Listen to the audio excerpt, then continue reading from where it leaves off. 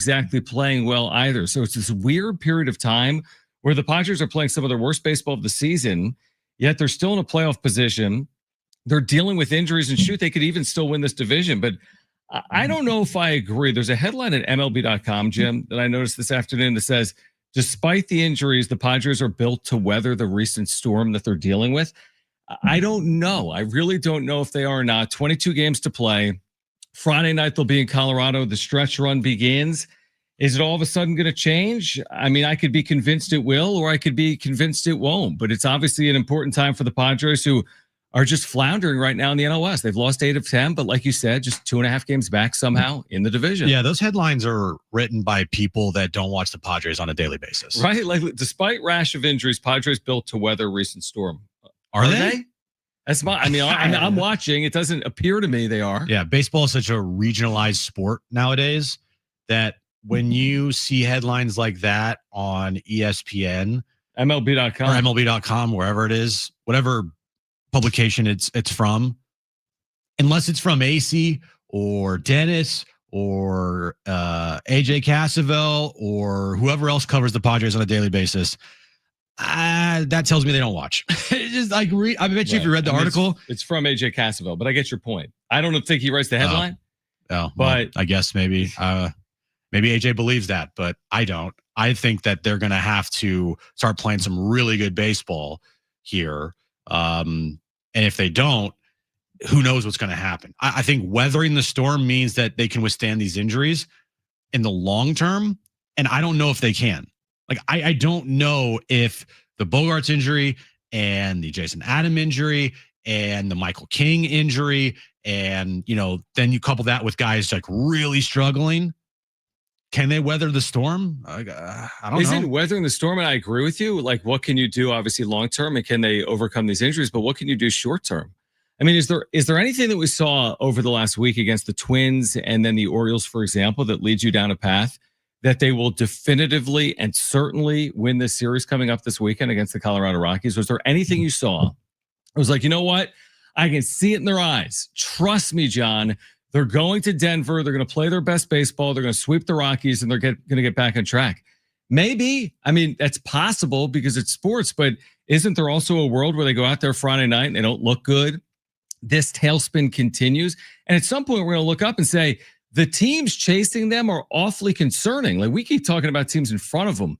Cubs, Dodgers, 4 seed, division. And then all of a sudden, in the rearview mirror, you got teams like the Mets, 1 game behind you. But now the Giants are playing some of their best baseball. They're 5 games behind the Padres. I don't know when it's going to become a question about whether they make the postseason or not. But if they go out and lose a series to the Rockies or lose on Friday, I think at some point we're going to have to entertain that as a possibility more seriously than we have to this point. I feel like what's happening right now with the Padres and the Dodgers is, when you watch a football game and one team feels like they've been dominating the whole game and they're only up by 10. How are they only up 7? Yeah, exactly. You're like, what? How is this possible? True. So true. And that's how I feel about the Dodgers Padres is the Dodgers have dominated the Padres all year long. And then you look up in the National League West and you're like, wait, they're only 2.5 back? Like, how is that possible? The Dodgers on the verge of being swept today by the Pirates, and Paul Skeens is on the mound, so we'll see what happens there. But if they get swept, you're 2 back with 22 to play. There'll be 2 in the loss column as well, which means you'd have to overcome 3 games, but it's a great point. And I don't feel like it's that close. I just don't. Mm-hmm. It doesn't feel that way. When I watch the Padres play and I've seen the Dodgers play against the Padres, I'm just like, how is this thing even close? But again, I don't watch Dodger baseball on a daily basis, but looking at what they've done head to head, it looked like the Dodgers were the superior team. What they've done against everybody else except for the Padres, they've sucked. They've been awful. It also feels like, and I think you actually put it in the headline of the YouTube video, it feels like one of those situations where neither team wants to take advantage of it. Right. Who's going to win? Who wants to take the last week, the Dodgers could have won it. You could actually make the same argument for the Padres. Let's say they went out against the Twins and the Orioles and went 5-1. If the Padres had taken care of business against bad teams and gone 5-1, they're alone in first place right now in the NL West. It's one of those situations where, like, both teams are kneeling on a football playing for the tie in the NFL. Like, does it make any sense to be playing for a tie? But with all that being said, I mean, the division remains there. But 2 things it's like, I don't want to talk about the division because I'm watching the Padres and how they're playing. So why am I talking about them winning the division when they can't win a game? And then I also don't want to talk about them not making the postseason when they're still 5 games up on a playoff spot. But it just feels like they're in no man's land between, can they win the division? Are they ultimate? Is this 2021 all over again? They're going to be on the outside looking in? Or are they just who they are? They're going to be a 5 or 6 seed. They're going to be a road wildcard team, and they're going to have an uphill battle once they get to the postseason, dealing with these injuries and dealing with their poor play. Alden Gonzalez, I don't know if you saw his tweets last night.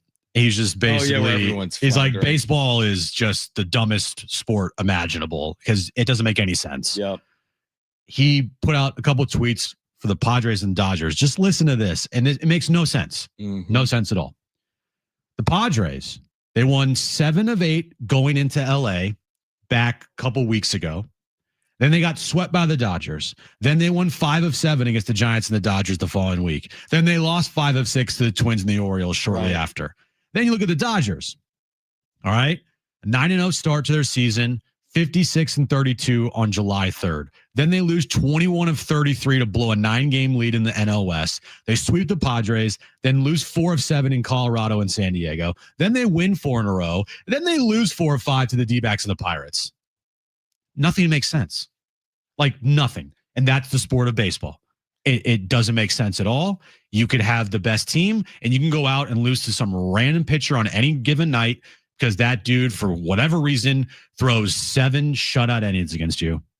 I mean, Kevin did the deep dive to your point. He said most World Series winners have a stretch like the Padres have gone through, even the Dodgers have gone through. Now, it's hard to see that like in real time. It's hard to be like, oh, yeah, that makes sense that teams that have won World Series hit the skids in September, but you don't have to look, if you're a Padres fan, you don't have to look further than 1998 when they played terribly in September. They made a World Series. Obviously, it's different, the postseason format and rounds in 1998 as opposed to 2025. But yeah, you look at the 98 Padres. There's countless examples of teams playing poorly over the course of the year and winning World Series. Shoot, there's been teams that are under 500 at the halfway point, right, that have recently won the World Series. All I know is I have 2 eyes.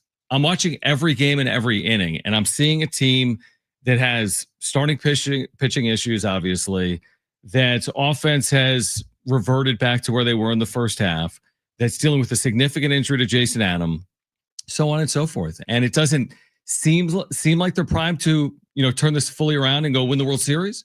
But then again, someone's going to do it this year. You can't say definitively any one team right now is primed to go win the World Series, probably. So who knows? We'll see. I think they're getting in ultimately, but please go out and show us something this weekend in Colorado, please. And it's not going to be easy. I don't care how easy their schedule is anymore.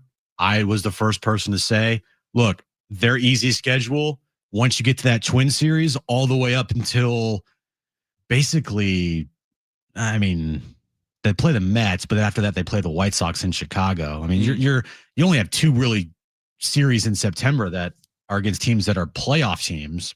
Everything else, like you should play good against those teams. Now, I can't say that anymore. I can't give this team the benefit of the doubt until they go out and show it, until they prove it, because they could easily lose 2 or 3 this weekend, but they could also easily win 2 or 3, and then they can easily get swept. Or they could easily sweep. Like, that's how stupid this is right now with the Padres. I have no idea what they're going to do.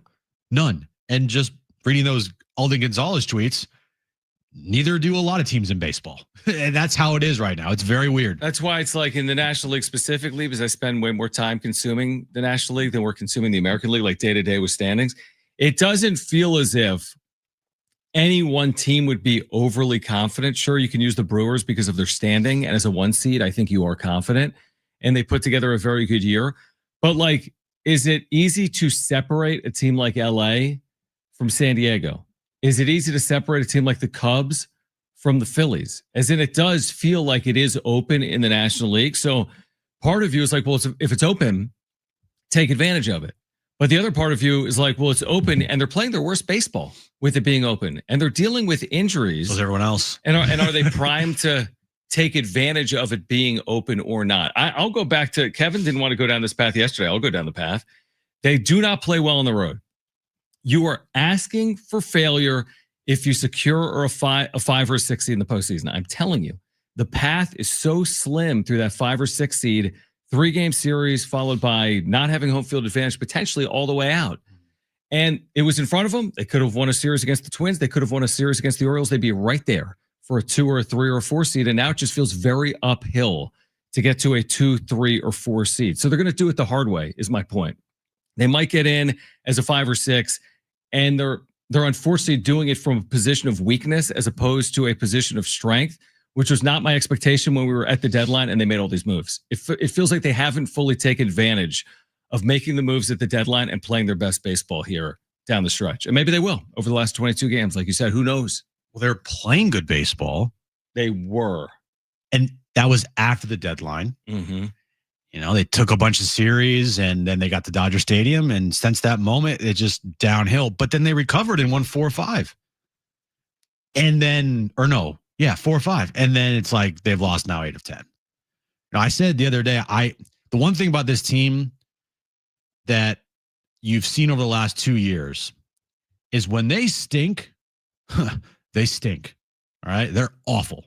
But quickly after a bad stretch, they seemingly get hot. Mm-hmm. It's very weird. Like they'll lose 8 of 10 or they'll be, 3 and 9 in their last, 12 games and they'll rip off 5 in a row. Like it's a very weird team. In that sense, all those 5-game losing streaks last year, and they still won 93 games. Yep. That means they got hot a lot. So it's happened this year too. It's just recently. It happened, but it's put up or shut up time, and you've got 22 games left in your season. You can't ease your way back into playing better baseball. It's got to start tomorrow, as Mike Schultz said yesterday. It's over. Now we'll see if he's right on that, and we'll see that if he's going to look like a moron or not, because they could easily play bad baseball on Friday. And then guess what? What Mike Schultz said about how this team is done playing bad baseball, well, actually it's not, Mike. So we'll see, and it's up to them to fix it. Do you know the Padres record since they were 14-3 to start the year? Oh, well, I can't do math. One game over 500. Okay. So, they've just been an average team. Since they're 14, any way you slice it, for over 120 games, they have been a dead average team. 14-3 is a lifetime ago. That's when Fernando Tatis Jr. could hit for power. So they're a 500 team over the last 120 games. If you missed Mike Schultz yesterday, you're going to hear from him on the other side post-game after the Padres were swept at home by the Orioles. Chris Hodge taking Vegas back with us at 4:30. NFL football at 4:45. Stay with us. It's John and Jim.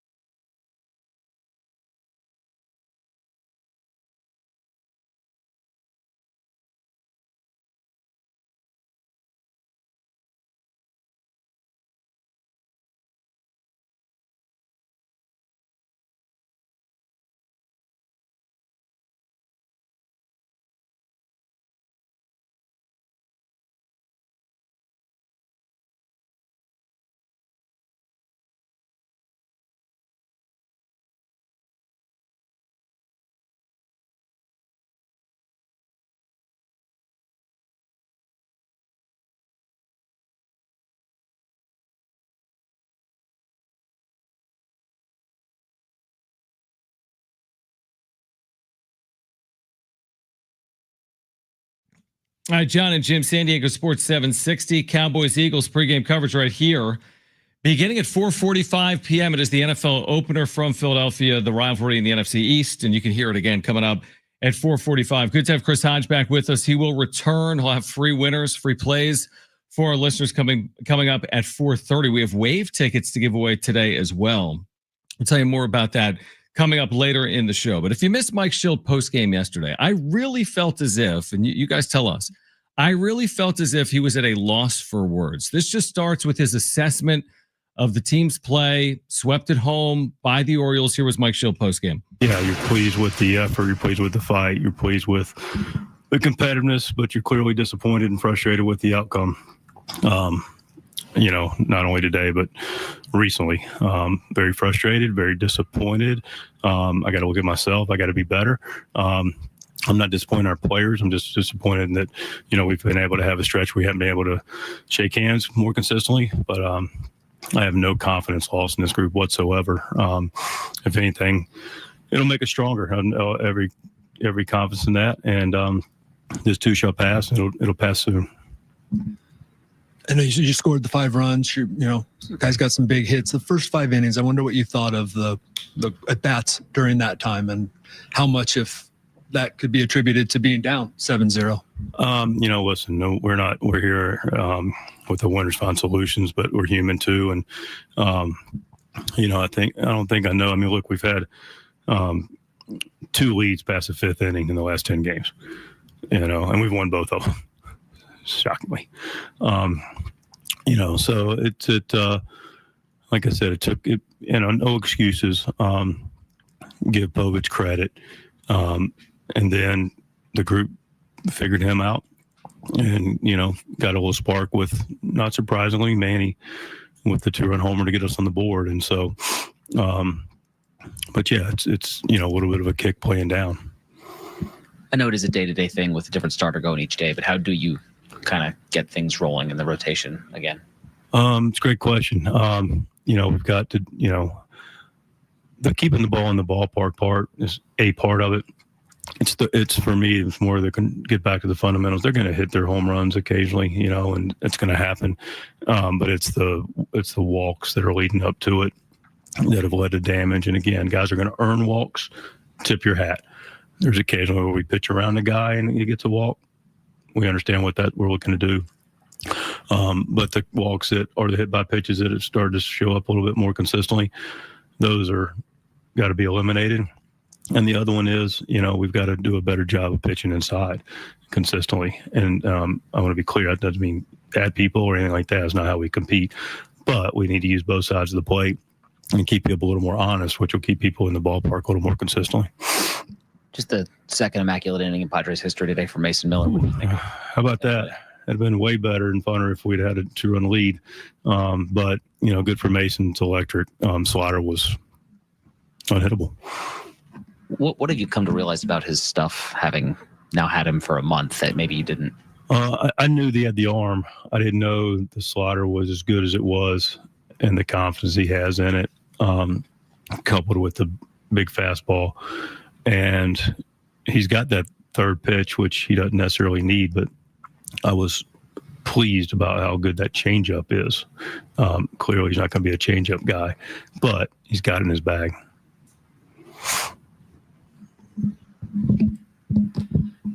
Not only have these games necessarily been tough, but they've also been really long. How important is like an off day tomorrow to help you guys kind of reset in this final stretch? Yeah, you speak to a good point. The games have been longer, and the question is, why?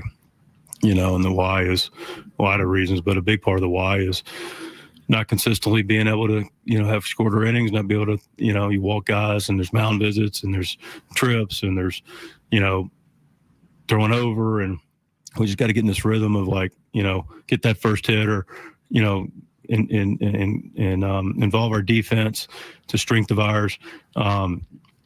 And then play with a little more rhythm and pace. That's how we play the game. We just have not been able to get in any kind of good rhythm for the last 10 games. And, those games happen, and you'll sprinkle them in throughout the season, and you may have a couple that, end up being consecutive.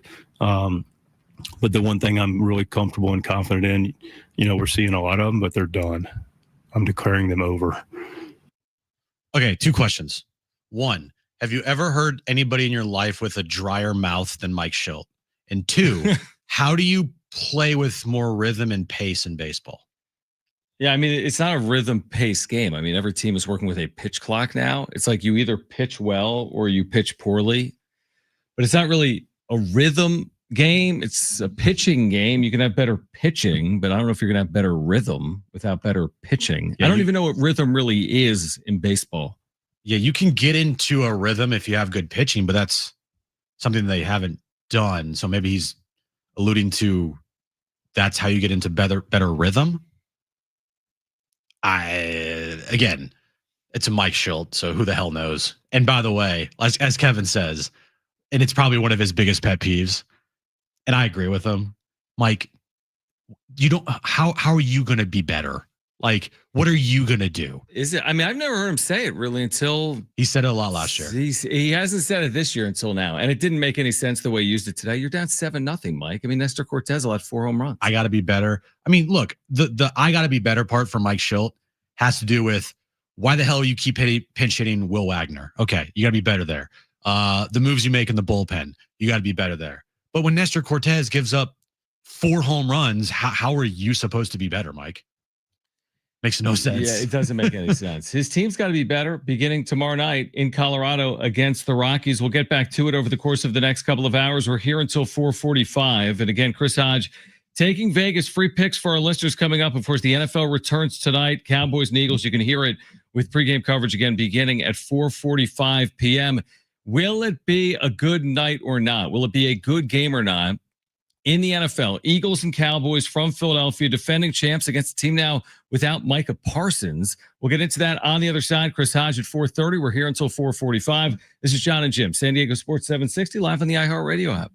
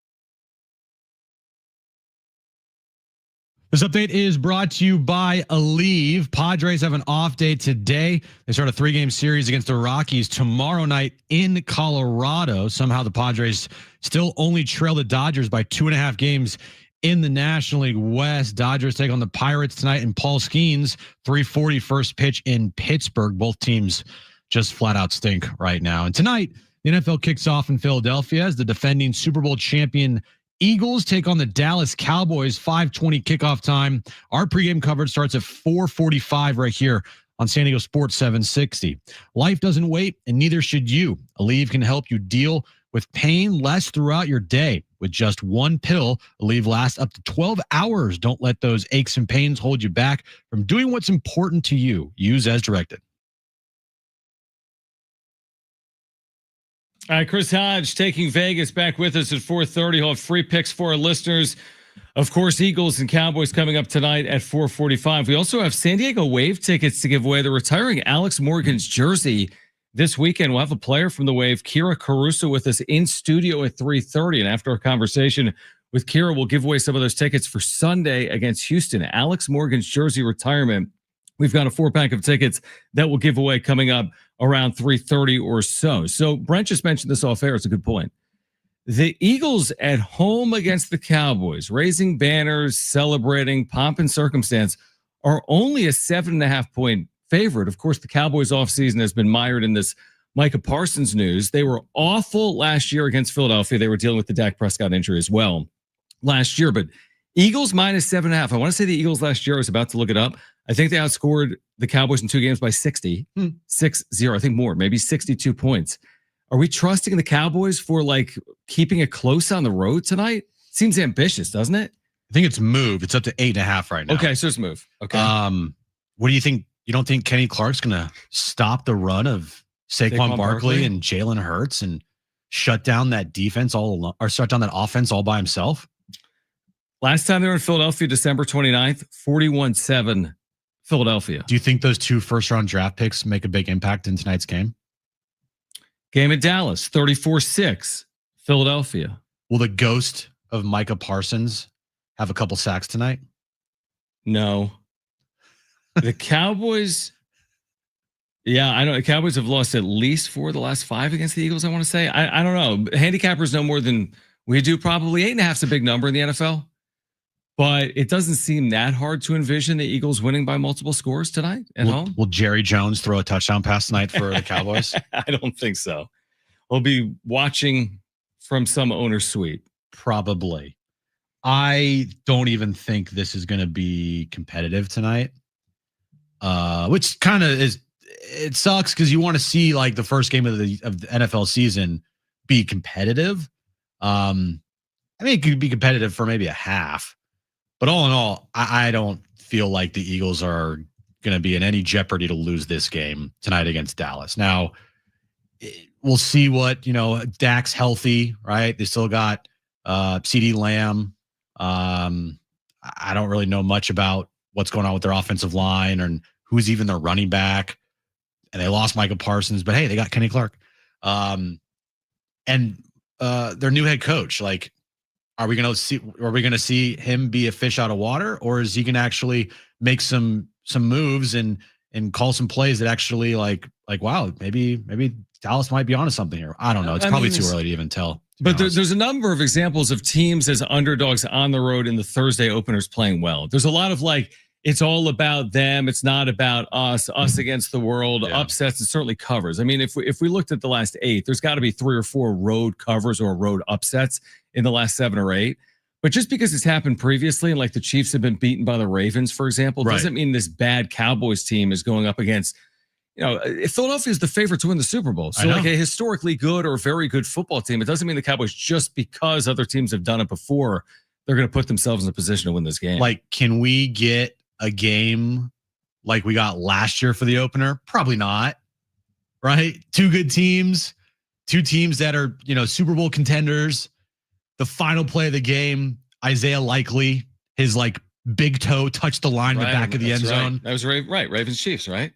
I don't know if we're going to get that type of game tonight because I don't feel like Dallas is a good football team. I think the Eagles are far better, superior. Like they're a superior team in the league. Their roster is arguably the best in the NFL. Dallas, I mean, after the trade of Michael Parsons and a defense that without Michael last year was awful. I don't know if Kenny Clark's going to make a huge difference tonight. We'll see. But it's also, defending champs in the NFL, unless you're the Chiefs, usually have a down year the following season after winning the Super Bowl. So we'll see what happens with the Eagles this year. But I just think the roster is just too good. And the one thing that will stop them is the injuries. That's kind of where I sit with the Eagles right now.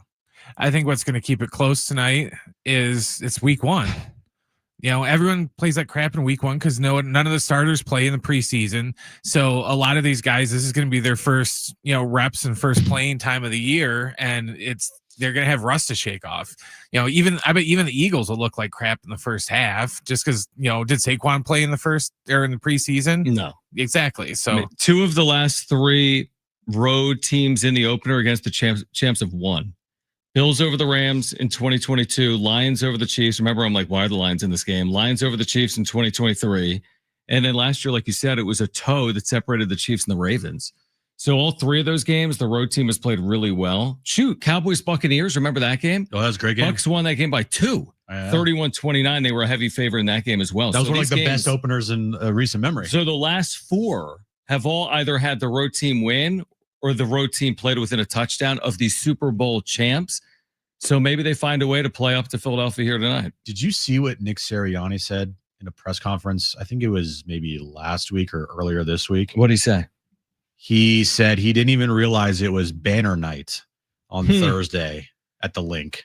Didn't they say the team will not be out for the banner raising ceremony, that they'll be inside during it? Oh, I don't know about that. Yeah, I had read that they won't even be on the field as all that pomp and circumstance plays out. They're going to let that play out with the fan base, and the team is going to do what the team needs to do to get ready to play a football game. I mean, I don't think Nick Sirianni, I don't know about Nick Sirianni. I mean, he's won a Super Bowl, so it's hard to criticize the guy, right?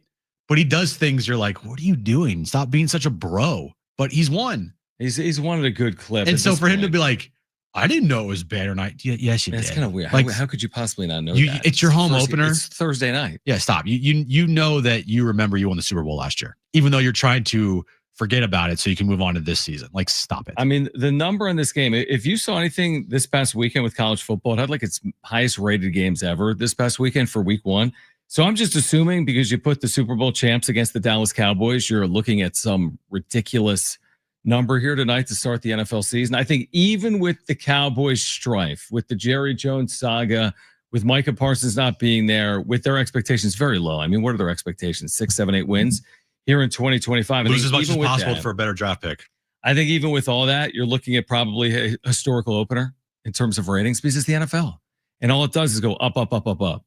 And this kicks off the long weekend. You got Thursday. You got Friday in Brazil. You got the full Sunday slate. You have Monday Night Football. So all of a sudden, it kind of snuck up on us. All of a sudden, it's back. 20 million viewers? No. Ohio State, Texas did 16-6. I'd say 40. Oh, okay. Yeah. Ohio State, Texas did 16-6 at 9 a.m. Pacific. I don't know why I thought 20. Yeah. No, I don't know what a good opener is. I don't know either. But I think probably in the 40 I feel like range. 40 is very high. It's a big number. I feel like 40 is like Thanksgiving numbers. It may be. I don't know if that's like season opener numbers. It'll be interesting to see. I'll pull up like last year's opener, but I think you're looking at. So Ravens Chiefs had 30 million last year. Okay, so this one's going to do. Yeah, so 35, maybe 33, 35. It'll be a big number. Usually Thanksgiving gets the biggest numbers. Christmas now is getting pretty big numbers. I think it was like 28 million watched on YouTube last year or something crazy. And don't you feel like the numbers are juiced now? There's something going on with the numbers where everything seems juiced. But I mean, if Ohio State didn't really have 16.6 million viewers at 9 a.m. Pacific, that's a lot. That's a big number, and the game wasn't even that entertaining. I know it. I know. All right, we'll continue to react to that on the other side. We'll get your phone calls as well if you want to weigh in on the Padres on this off day. They're getting ready for the Rockies tomorrow, the first of 3 in Denver at Coors Field. We have Kira Carusa from the Wave in studio at 3:30, including a Wave ticket giveaway for this weekend. Chris Hodge has free picks for our listeners coming up with the NFL getting underway later tonight. He will join us at 4:30. This is John and Jim, San Diego Sports 760 and live on the iHeartRadio app.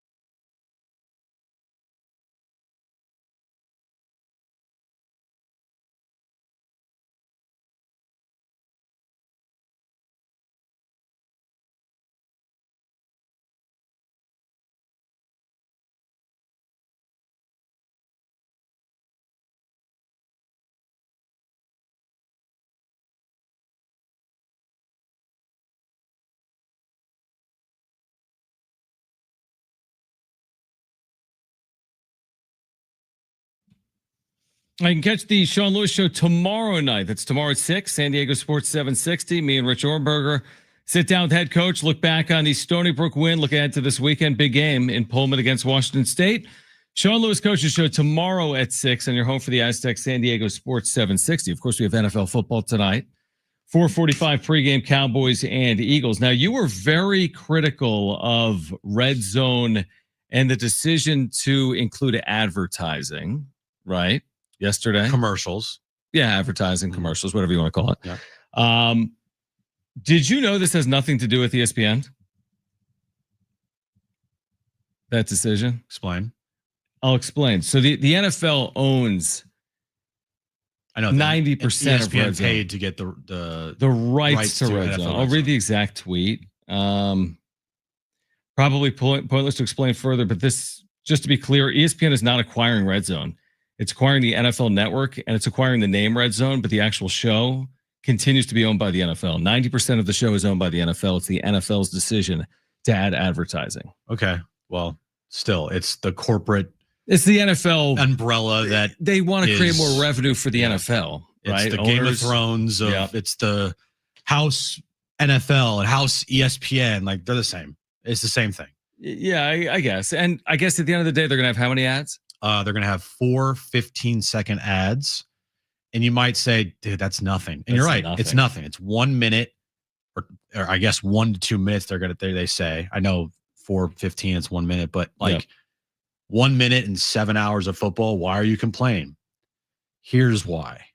Because guess what happens after 1 minute, 1 minute of commercials?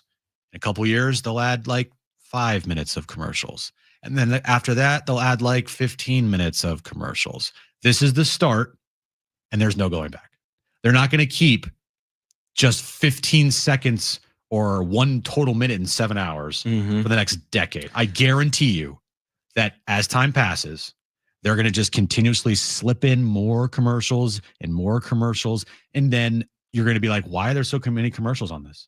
Okay, but right now, is it that big of a deal? It's like I watch Netflix and I pay for the Netflix like ad model, and you're watching a show, and then all of a sudden there's 75 seconds of commercials. Or we watch WWF and there's commercials. Or you watch the NFL games and there's commercials constantly after every drive and kickoff. Yeah, and it's not that big of a deal. It might become annoying, but I agree. It's not that big of a deal. I'm just more or less looking at the future of this. And slippery slope. Once you start, you can't stop.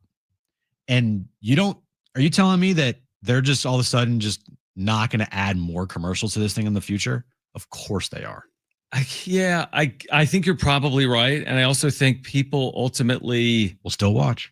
Yeah, it's exactly right. A little bit like the inside of the NBA. Everyone's all up in arms. Like, is the show going to be shortened? Are they going to add new characters to it? Are they going to change the format?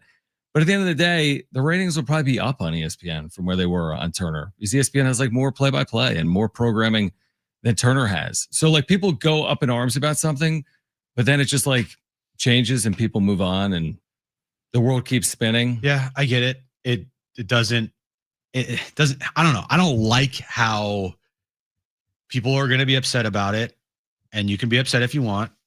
And you got guys like Pat McAfee and Adam Schefter being like, why are you guys mad? Like, we can't, no one can relate to you guys. So stop trying to tell people that are upset about something to not be upset about something. I'll never be able to relate to Pat McAfee other than talking into a microphone. Right. So sure, like, that's true. Why are you telling me that I can't be annoyed with commercials on my NFL Red Zone? When you hear it, you're like, oh, that's pretty jarring. What do you mean you're going to have commercials? Because forever the whole show is defined by the Hanson commercial-free football. He's there for 7 hours. So you're like, oh my gosh, commercials, that's really jarring to the system. And to your point, if in 3 or 5 or 7 years you go from 1 minute of commercials to 20 minutes of commercials, okay, that's an experience change. But in the here and now, I think people are kind of accustomed to like, there's just ads everywhere. I mean, anywhere you can, podcasting has ads, YouTube has ads, radio has ads, TV has ads. And I wouldn't be surprised if in the future, there becomes a different type of NFL Red Zone subscription package. Maybe. Yeah, maybe. With the new ESPN app or whatever this is going to be. But look, in the here and now, I mean, it's going to be whatever. But honestly, if you are a consumer of the NFL, like my favorite team, I watch the 49ers. So whenever they're on, I'm only watching that game. So I'm not watching Red Zone. I don't have Red Zone on my television when the Niners are on. I could care less about what's happening around the NFL when the 49ers play. Sure, it's the other time. Let's say they're playing at 4 o'clock Eastern, so you're watching at 1 o'clock Eastern or 10 a.m. Pacific. Then the game's on at 1:15. You turn on the Niners, and that's half of my Red Zone 7 hours time, or whatever. Yeah, that's fair. I think that's how most people do it. And when the Niners aren't on, then yeah, I'll probably have Red Zone on, depending if the Eagles play because it was Aaron and we watch the Eagles. But still, Red Zone it's still really good, and it's a great way to consume a lot of NFL content at one time. But if you are a fan of one particular team, you're not watching Red Zone. For the most part. I completely agree. I'm worried that the NFL would try and squeeze in extra stuff and go, oh, well, this technically isn't a commercial break. Kind of like how they'll be like, they won't technically go to commercial, but they'll squeeze in a 30-second spot and do the split screen, and they don't count that as a commercial break. That's what I'm kind of wondering. They'll go, oh, no, it'll only be like, 4 15-minute actual commercials, but we're going to cut away like every 2 minutes and do split screen. That would be a lot of commercials. You know what? Here's the one thing here's my knock on Red Zone. The NFL keeps taking games off Sundays. They'll splice a game to Friday. They'll splice 2 to Monday for those doubleheaders. They'll splice a game to Christmas. They'll splice the day to Black Friday. So where you have 32 teams, which is 16 games a week, you get into bye weeks. And all of a sudden, the number of games being played in certain windows on Sunday is not that many. Like 3 or 2. The West Coast window, the 1 o'clock West Coast start, you got 2 or 3 games on. That's a bigger concern to me. Like, I don't need Red Zone because I got Raiders, Chargers, and Niners, Bears. There's 2 games on. You don't even need it. I don't like how they've moved so many games off Sunday. Therefore, they've kind of de-emphasized Sunday. Yes, the first window always has 6 or 7 games. But the second window, there's 2 or 3 games on. It's like you don't even need Red Zone. There's only 2 or 3 games on. You can just watch them. You could throw on CBS and Fox. You can watch the 2 games without Red Zone. I mean, the concept of Red Zone is genius. To have like just all NFL games in one spot. You see every touchdown of every game. You have, a studio host directing you through matchups, telling you what happened here, what's at stake here, what's at stake there. I mean, it's truly a genius type of format. And to have 7 hours of it is kind of crazy. So like week 1, for example, there's 4 games at 1 p.m. Titans, Broncos, Niners, Seahawks, Lions, Packers, Texans, Rams. Like, so it's not like, I like when there's like 6 or 7 games going on. I feel like when there's 3 games going on, sometimes there's not even a lot going on. Well, I'll say this. When there's like only 2 or 3 games on, you'll be able to watch most of that game on Red Zone. They just keep it there. Right. It's exactly right. That's exactly what they do. And that's kind of my gripe a little with the Red Zone is that sometimes if a game's good or 2 good teams, maybe I want to watch just specifically 100%. That game. Absolutely. Like, I don't really care what's happening in Browns Jaguars. Right. Unless I have fantasy football stakes in it. Yeah. But like for the most part, I'm like, hey, if the Eagles are playing the Commanders, I kind of want to watch that game. That's a good point. It's a very good point. All right, in the 3 o'clock hour, we're going to get back to the Padres. Kira Caruso from the Wave will join us at 3:30. Again, we have a 4-pack of tickets to give away for Sunday. It's Alex Morgan's jersey retirement. Chris Hodge from Taking Vegas is free picks for our listeners at 4:30. We have NFL football returning right here on 760 at 4:45. So John and Jim, hour 2 comes your way next on San Diego Sports 760 and live on the iHeartRadio app.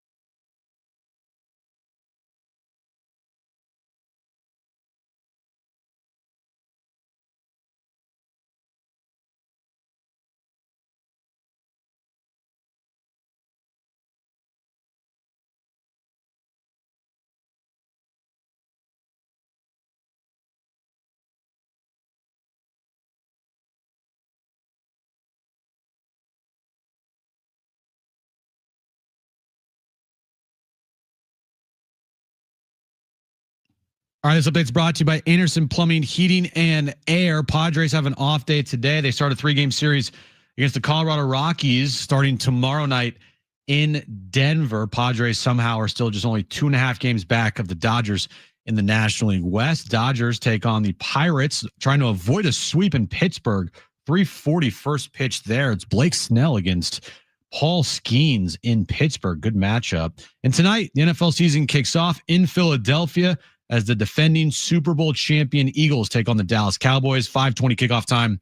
Our pregame coverage starts at 4:45. You can listen to the game and all the action right here on San Diego Sports 760. Need HVAC? This month, get 0% for 18 months on a new system. Schedule your free proposal at AndersonPHA.com. That's Anderson, fast, reliable, wow. Getting you all set for that drive home. Let's just start the show. Here's John and Jim.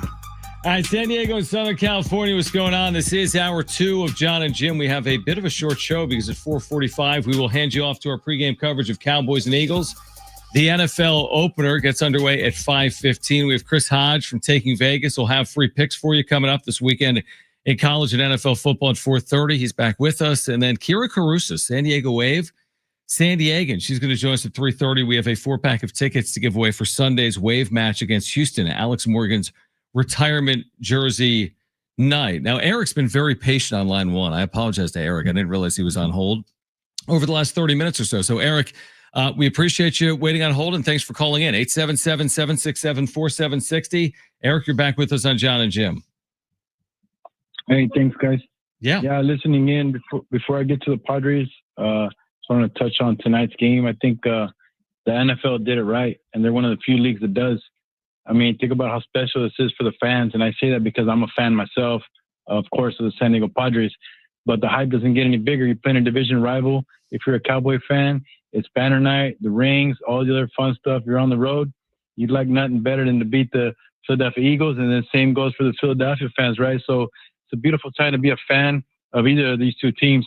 And then to the Padres, I mean, much props to Baltimore, right? But I think, again, I'm going to go back to being a fan. I think I'd much rather be 2.5 games back than 17 games back if I'm a Baltimore Oriole fan right now sitting on my recliner, or a Colorado Rocky for that matter, waiting for San Diego to show up to Mile High. Thank you very much. Thanks, buddy.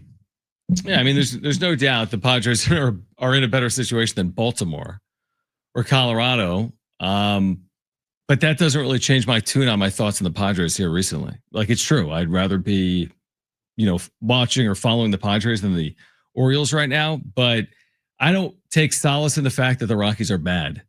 No. Like, I don't take solace in the fact that Arizona sold at the deadline. What I'll take solace in is if they start to play to their ability. I mean, to everyone's point, including yours and our, 3 weeks ago, they were among the better teams in the sport. And their roster has changed. Bogart's injury, Jason Adam injury. But, you can't tell me that because of injury, they've gone from one of the better teams in the sport to one of the worst teams in the sport. They've just played really poorly over the last 10 games. And their margin for error has shrunk significantly.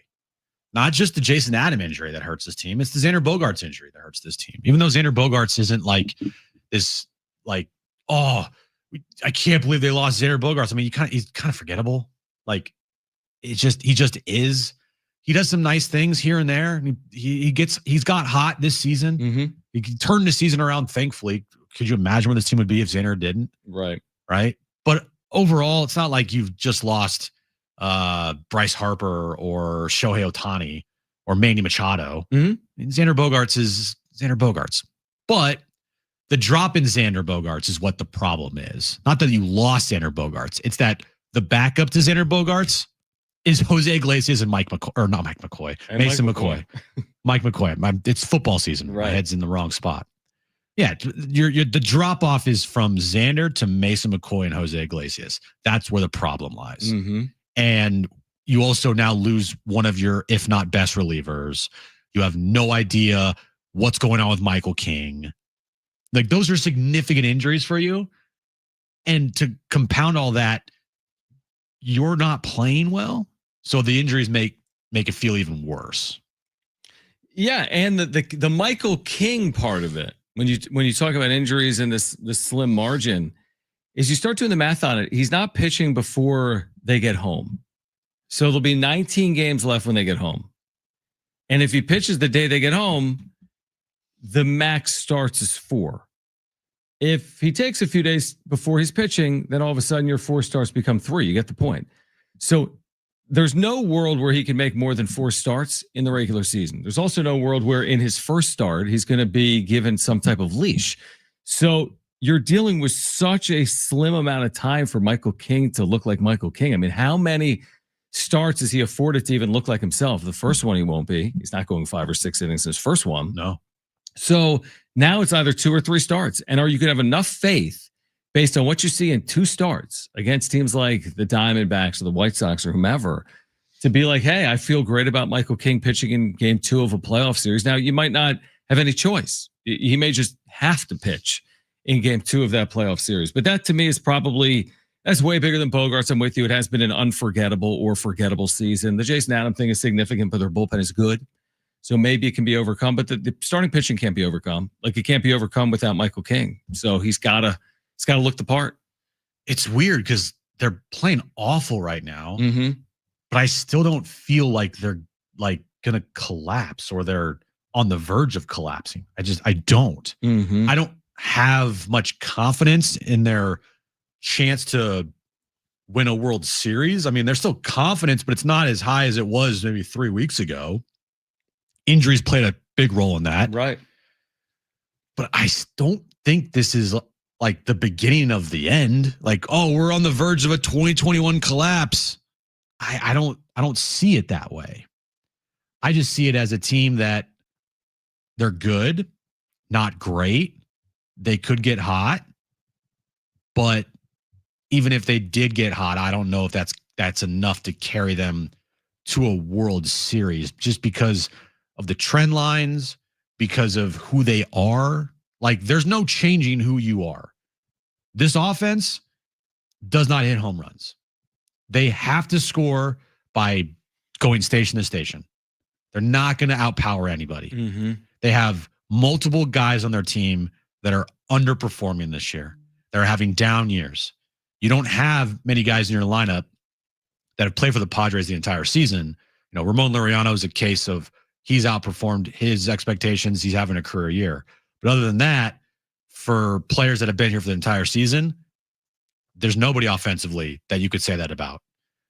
And with all that being said, it's like I'm trying to figure out and think about how they can make this run in the postseason and beat teams like Philadelphia and Milwaukee. And they've been awful against the American League this year, by the way, too. I'll worry about that. I know. I'd love to worry about them being awful against you're the right. American League. I'm just throwing it out there. Yeah, I mean, I'd love to have that conversation. Watch out for the White Sox in 2 5 or weeks. 6. Well, I'd love to have in the World Series, obviously. Listen, weird things can happen in the postseason. That's why I'm never going to write off a team that's in the postseason fully. But I do feel more pessimistic today than at the high of where they were. Like it felt like, for a moment, it felt like it was 2024 deja vu all over again. And how did every Padre fan feel going into the 2024 postseason? Like the sky was the seal. Great. You felt like they could win a World Series. Now they didn't, but you felt like they could. If they play like this down the stretch, maybe not this poorly where they're 2-8 in their last 10, but let's say in these 22 games they go 11-11. So you're not going to say 87 wins. They'll be in, but you're not going to say, man, I can't wait to see this team in the postseason, like you said last year. That doesn't mean they can't make a run in the postseason, but I'm with you. I feel like they have a ceiling because I don't like the formula that they're relying on, which is, hey, we need 6 innings from our starting pitching, and we need to get guys in by bunting them over, and we need to sit on 1-run leads. Like they are trailing more often than they are leading, so you can't play with that formula based on watching them the last couple of weeks. I just feel like that formula is so limiting that you need everything to go right to somehow get to a World Series or win it with that formula. Well, I mean, last year, I thought last year's team had the best chance since 98 to make a World Series, and they fell flat on their face and they choked. Maybe it's the opposite this year. I mean, that's the thing with sports. Nobody has any clue. Maybe we're like, this team doesn't have a chance. I mean, they'll make the postseason, but I don't know. And then maybe they make a run. Yeah, of course. It's because as we started the show with today, baseball is a beautiful, dumb infuriating sport to watch and to follow every day. Yeah, like And nothing about it makes sense ever. What's the Shakespeare line? Life is a tale told by an idiot, full of sound and fury, signifying nothing. It's like there's an Wait, what?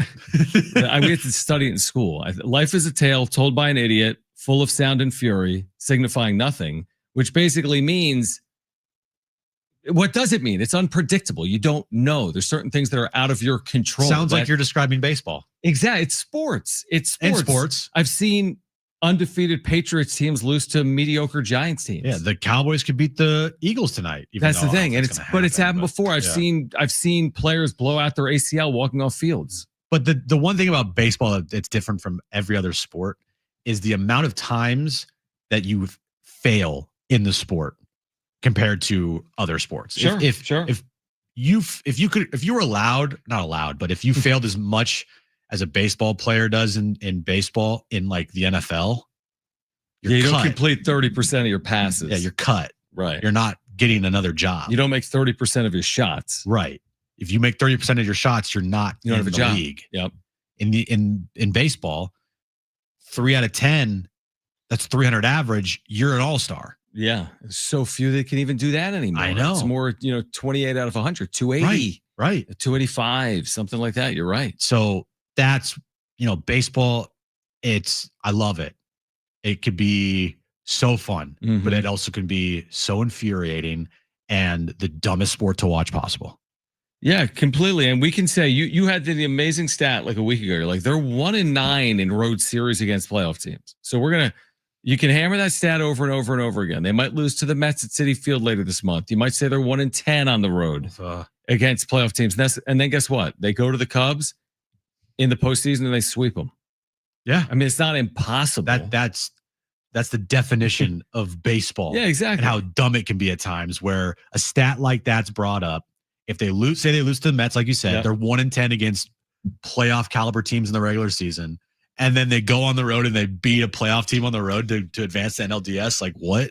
Or like I'll use like everyone, we've said it, like the Dodgers are playing poorly. The Dodgers have left doors open. The Dodgers, have not been a great team. No. I think that's a fair statement. That doesn't mean they won't be great in the postseason, I guess is the point. Is there truly a flip that can be switched with good teams? Whether it's San Diego, whether it's LA. Like when we get to the postseason, if LA is the 3 seed, are we still going to be saying they're the favorite to win the World Series? The only way you could flip a switch in baseball is if your starting pitching becomes dominant. Mm-hmm.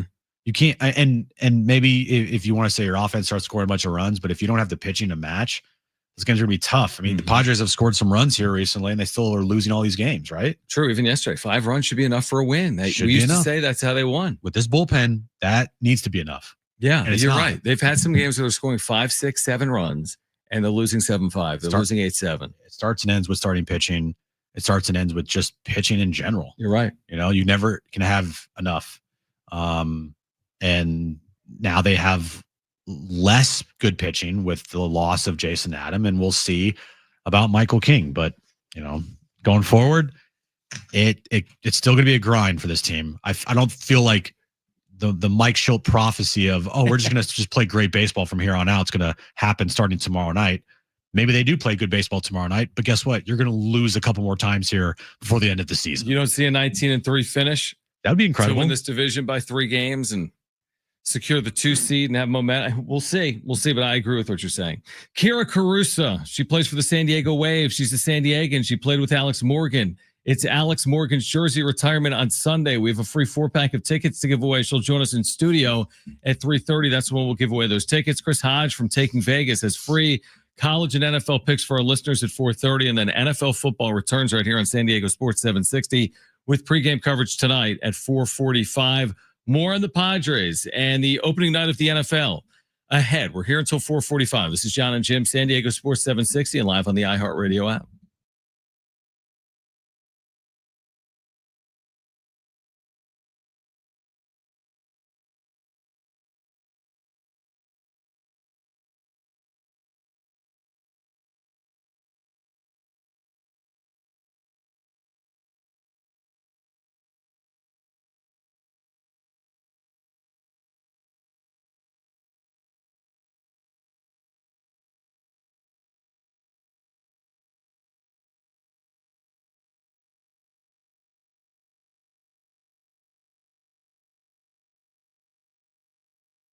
All right, hey guys, it is John and Jim again for the all-new Jamul Casino Resort, the Players Place. And as we've been telling you, now open is their hotel and spa at Jamul Casino Resort.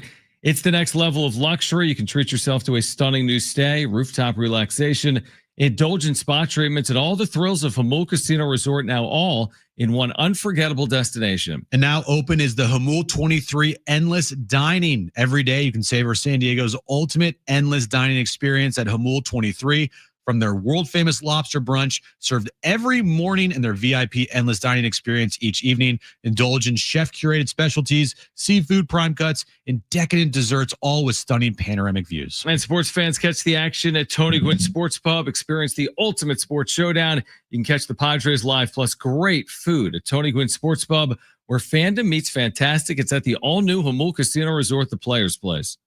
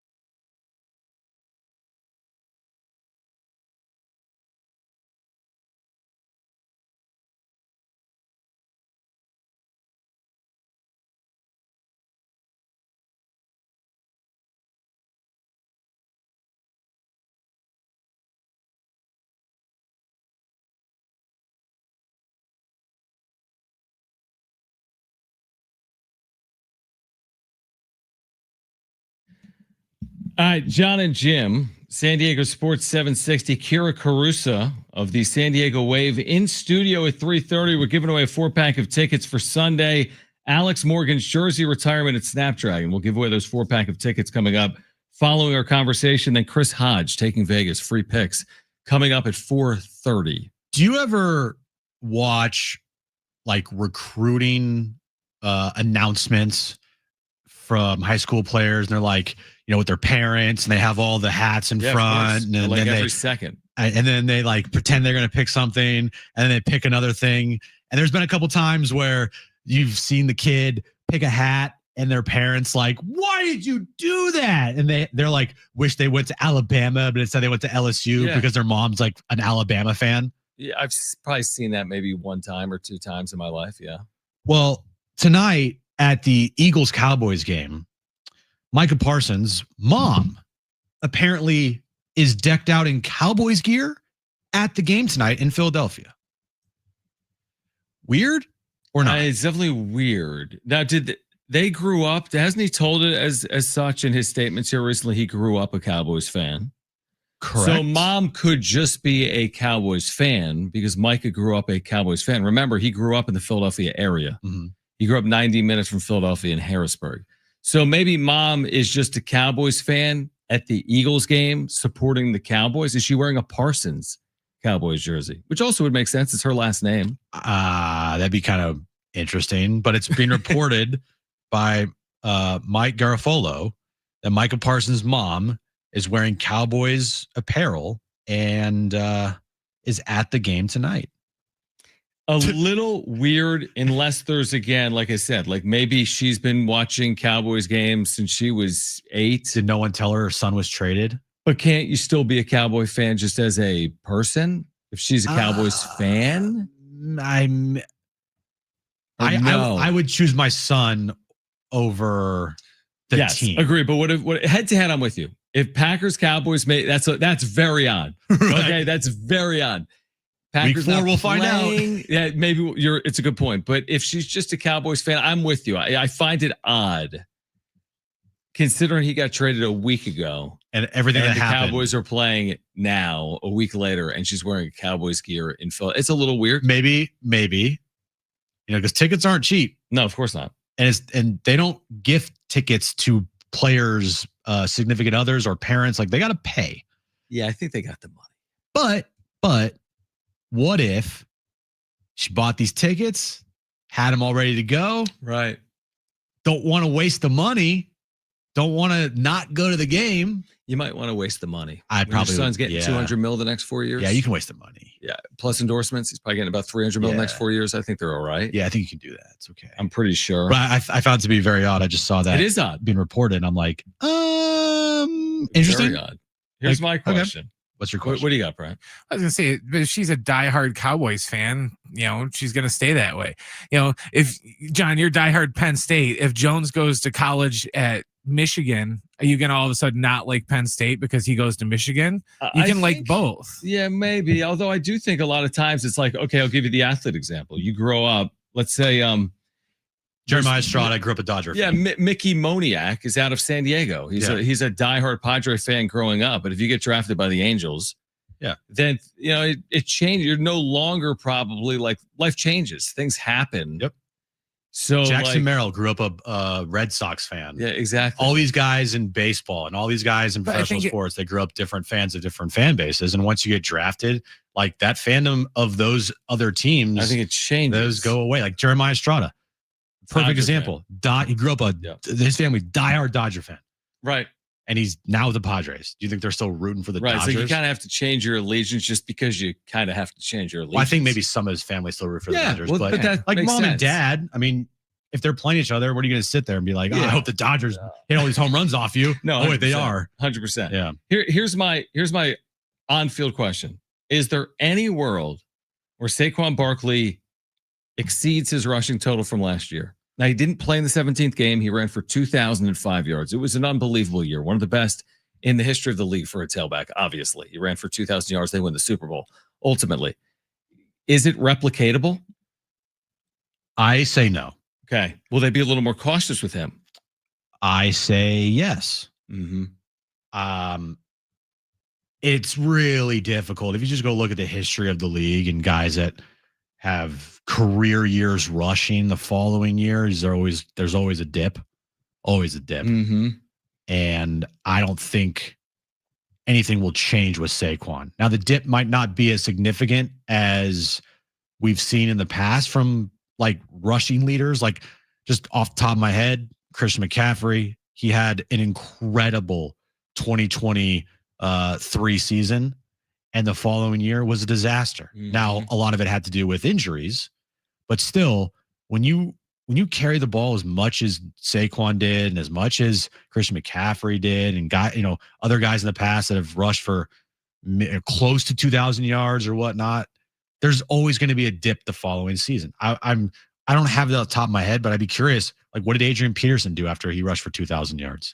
Derrick Henry, for example, 2020, 2,000 yards, 2021 hurt, 900. Then 2022, 1,500, 2023, 1,100. Last year, 1,900. Not to say that Saquon will never have a great season again. It's just the following year after the great season and all those carries. And we carried the ball, almost 400 times? Oh, including the postseason, I think yes. In the regular season, 345 in 16 games. Definitely in the postseason, probably around 400. maybe more. Yeah, and he's still. I think it's still a prime age for a tailback, but that's only going to last like this year. He's 28. Yeah. So maybe he's got 28 and 29. Remember when he was younger, he missed a lot of time. I know. He missed all of 2020. He wasn't healthy to start his career. He's been healthy the last couple of years. He's a brilliant player, obviously. I just think 2000, like you got to, with someone like Barkley, who's 28, you want to make sure he's good to go when the postseason starts. Easier said than done. We're dealing with it right now with the Padres. But like, I'm almost willing to give up some of the yardage in the regular season to make sure he's maximized in the postseason after I'm coming off a Super Bowl. Right. I'm curious to see how Saquon does because if you look at the last like 8 seasons, I think that's the number. I'm not entirely positive on that, but I know that the number 1 fantasy football player the previous year, right, the following season wasn't even like top 10. Yeah, it's an interesting point. You always are going to just drop. Yeah, so makes sense. We'll see. And he likely will as well because it's hard to replicate a 2,000-yard season and winning a Super Bowl. All right, Kira Caruso, San Diego Wave will join us on the other side. The Wave will retire Alex Morgan's jersey on Sunday. We have a free 4-pack of tickets to give away. She's going to join us in studio. Plus, Chris Hodge taking Vegas will get us ready for Eagles and Cowboys. This is John and Jim, San Diego Sports 760, live on the iHeartRadio app.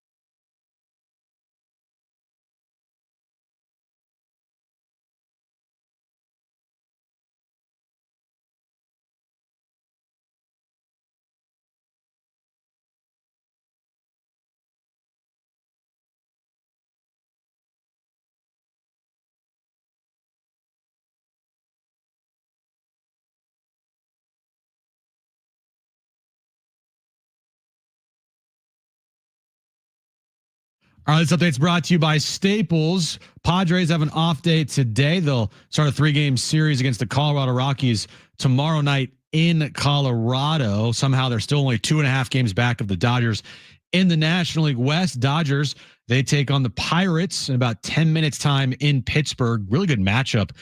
Paul Skeens on the mound for the Pirates against Blake Snell for the Dodgers. And tonight, the NFL kicks off in Philadelphia as the defending Super Bowl champion Eagles take on the Dallas Cowboys. 5:20 kickoff time. Our pregame coverage starts at 4:45 right here on San Diego Sports 760. I know everyone's looking to save this summer. Well, at Staples, your back-to-school budget is saved by the button, the easy button. I'm talking supplies as low as 25 cents. Even I might have to go check out those prices after all this. Pencil that in, Staples. That was easy.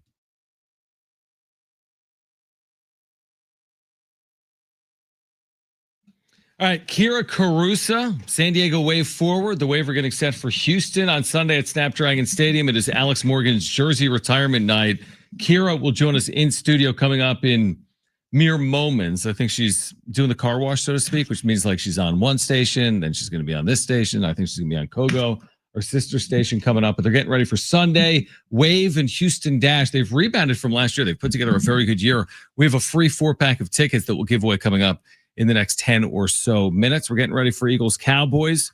Padres off day. As we've said over the years, what can go wrong? 3 weeks ago, they lost Michael King. Just randomly. Scratch from his start. That moment on, everything's gone haywire. Hopefully that doesn't play out here today as the Padres get ready again for the Rockies coming up tomorrow in Denver. What's going on with it? Now it's your camera. What's going on with your camera? It's my stupid computer. Funny how things work. I know. Funny how things work. It's always my, whatever this is called, camera that goes out, and now it's your camera. My thing's not even loading. Will you ever, if you live 100 years, would you buy a new computer at some point between now and your 100th birthday? It's a good question. And it doesn't count if Aaron buys you one as a gift. Yeah, will you go have to a do store, use money, and buy a computer and bring it home and keep it before returning it within 2 weeks to avoid paying for it? Because you've done that like 3 times since I've known you. I know. You are working with a laptop that I can't even recognize. Like, it says like 1985's finest on the bottom of it. It doesn't work. Correct. And I have to we use I our have to laptops 4 times a day. And I have to restart my stupid computer. I wish I could cuss right now. The number But I of can't. computer issues that Jim has experienced since I've known him. He spent a year without internet. We did an internet show. We did the wrap-up show. You had no internet for a year. Mm-hmm. But this is pre-Aaron. Yeah. Thankfully, you found Aaron because I feel like Aaron kind of got your life in order. Yeah. Right? You were a little bit like the Padres. 2-8 over a 10-game stretch. Right? Yeah. The one thing I might need to, I don't think I have Aaron's number, but I could DM her. I might need to be like, Aaron, get him a new computer. Just buy a computer. I mean, it's $2,000. You guys are loaded. No, we're not. Loaded. Tell her. You guys, come on. Like, call We're the someone. opposite of loaded. It's You like, just got married. Did you get like gifts? yeah, but those aren't like, we used all that money to go to Hawaii, by the way. No, it makes sense. It makes sense. So we're not loaded. Far from it. But yeah, you're right. This computer sucks. That's what I'm saying. And here's the thing. This is what I've always found with credit. I hate this computer. The thing with credit is you worry about it down the road. You know what I mean? Like you just you charge it, or you do the whole like $50 a month, $100 a month. The day that I actually buy a new computer and keep it is the day. We should have like a ceremony. Yes, where we take a sledgehammer to this computer. Oh, well, Office Space it. Dude, that would be out in the field amazing. and beat the crap Would out you of it. want to do that? I think I would. Is that allowed? Or like sledgehammers on computers? Why would it not be? Good point. I mean, I haven't read the theirs. handbook. So recently. when I get a new computer, which might be never, Right. the next day, we will take a sledgehammer to this computer and beat the living hell out of it. I'm looking forward to that. Because this computer is an absolute joke. Opening day 2035. Be here for that show. March 23rd, 2035, when Jim gets a new computer. Like, I just don't, I get it's an old computer, okay? But the fact that it just doesn't work sometimes, I'm like. But I'm one of those guys, I never want to, I kind of want to be ahead of the curve. If my computer starts going sideways, I'm going to get a new one. If my phone starts going sideways, I'm immediately at like the Apple store.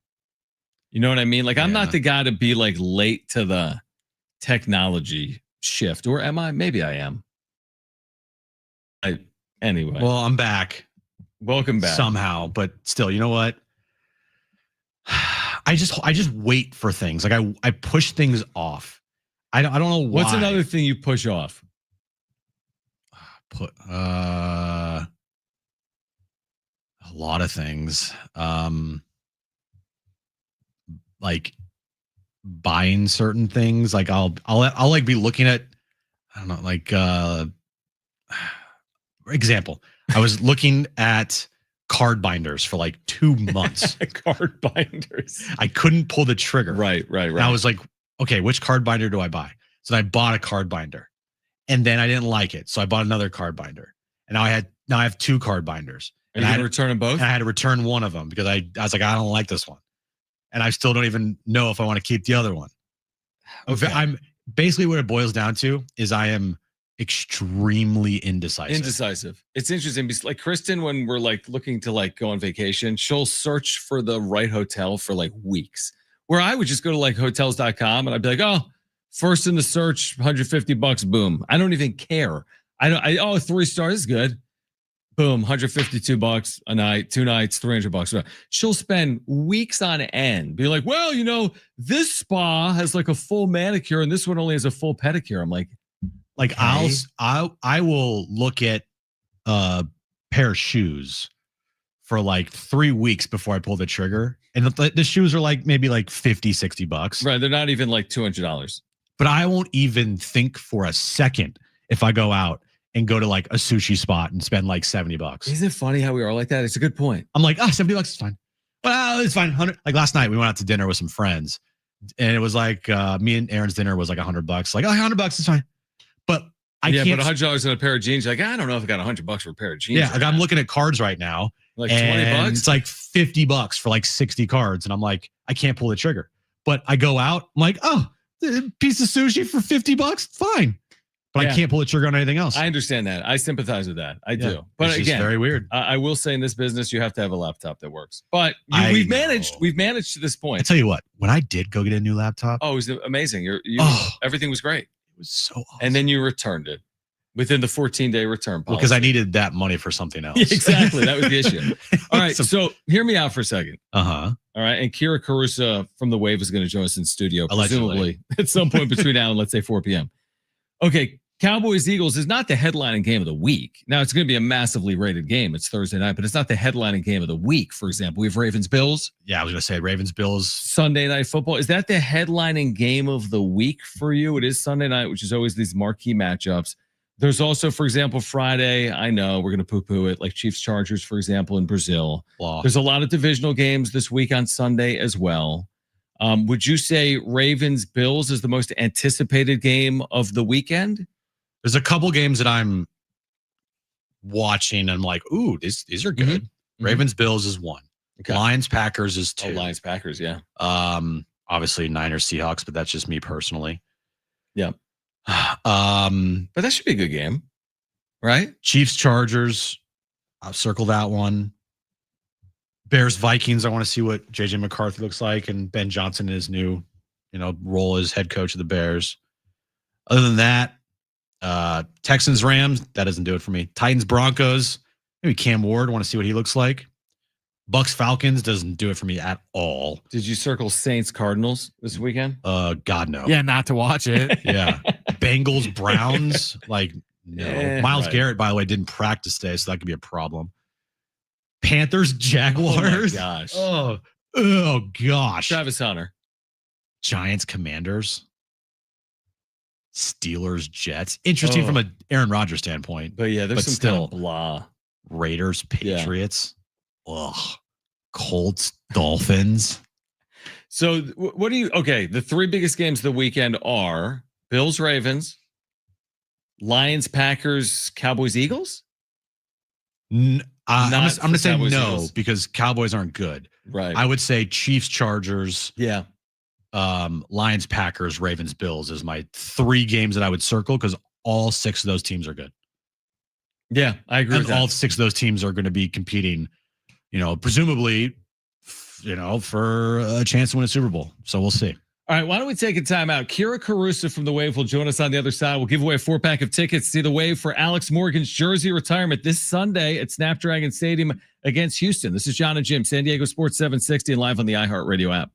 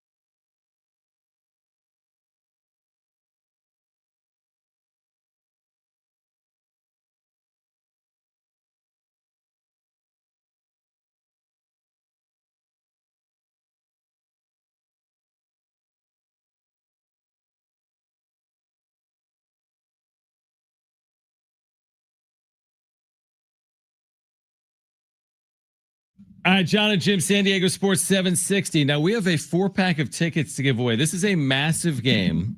Sunday, Snapdragon Stadium, San Diego Wave, Houston Dash, playoff implications, big game on field, but also Alex Morgan's jersey retirement. We'll give away a 4-pack of tickets. Be listening. We've got Kira Carusa in studio, plays for the Wave. We have Megan O'Keefe, the director of communications as well, with us in studio. It's great to have you both. Let's just start with tonight. I mean, Kira, you played with Alex for multiple years, right? And what's coming up Sunday? I mean, this has got to be so cool from your perspective. Big match, but obviously a big moment for Wave fans as well this weekend, right? Yeah, I've had the privilege of getting to play with Alex as one of my teammates, and having also gotten to play against her as well as an opponent. And yeah, no, massive. I mean, everything that her name is for the game and for women's sports in general is massive for us, but then also for the Wave as well. I mean, one of the the big names to first come to the franchise when the franchise was first brought in, leading us to playoff appearances, winning the Shield last year, and just as a player and as a person for the community in San Diego is everything. And for us to be able to retire her iconic number 13 here in San Diego is everything. Do you have an Alex Morgan story that sticks out to you while playing with her? Wow, do I have an Alex Morgan story? Okay, okay. You know what? I do what comes to mind, as do many. But I do think about when we won the Shield last year. We won against Louisville at home. 2 seasons ago, when we won the Shield. We won against Louisville at home, and she scored a goal in that game, one of our title clinching goals. And it was just like a phenomenal, like as a 9, like we play the same position. And so as a 9, like you're just sitting there and you're just clapping your hands because you're just like, that is just the kind of goal you want to be scoring. But then also for that to be at home in Snapdragon to clinch the Shield and then to celebrate that as a team on the field afterwards. I mean, what person but Alex to be able to do that? Right. Yeah, it's a storybook. I mean, her career kind of feels like a storybook. And, exactly. And celebrating it this weekend is going to be phenomenal. Yeah. So tickets are available right now for Sunday. Tickets moving fast, SanDiegoWaveFC.com. Now we also have Megan with us here in studio. Tell us about what's going on, Megan. This leading up to this event, there's a lot of celebration going on this week with the Alex Morgan jersey retirement night. What's going on this week in San Diego? Lots going on. So we'll start with tomorrow. Actually, is a huge event that I want to encourage fans to come out to at Mike Hess Brewery in North Park. They're painting a huge mural of Alex outside the wall, permanent, done by a local San Diego artist, and that's going to be from 3 to 7 o'clock. And one of the coolest things that I think we're doing, we built these giant number 13 numbers that are wrapped in her iconic pink pre-wrap that she was famously known for. And fans are encouraged to either bring written letters, or there'll be paper and pen there for them to write letters to Alex that are going to be pinned in these giant numbers. And these numbers are going to be transported to Snapdragon on Saturday for another pop-up event. The merch store is going to be open. Really cool Alex-only merchandise available with these giant numbers. And then, of course, Sunday is the big party. 2 p.m.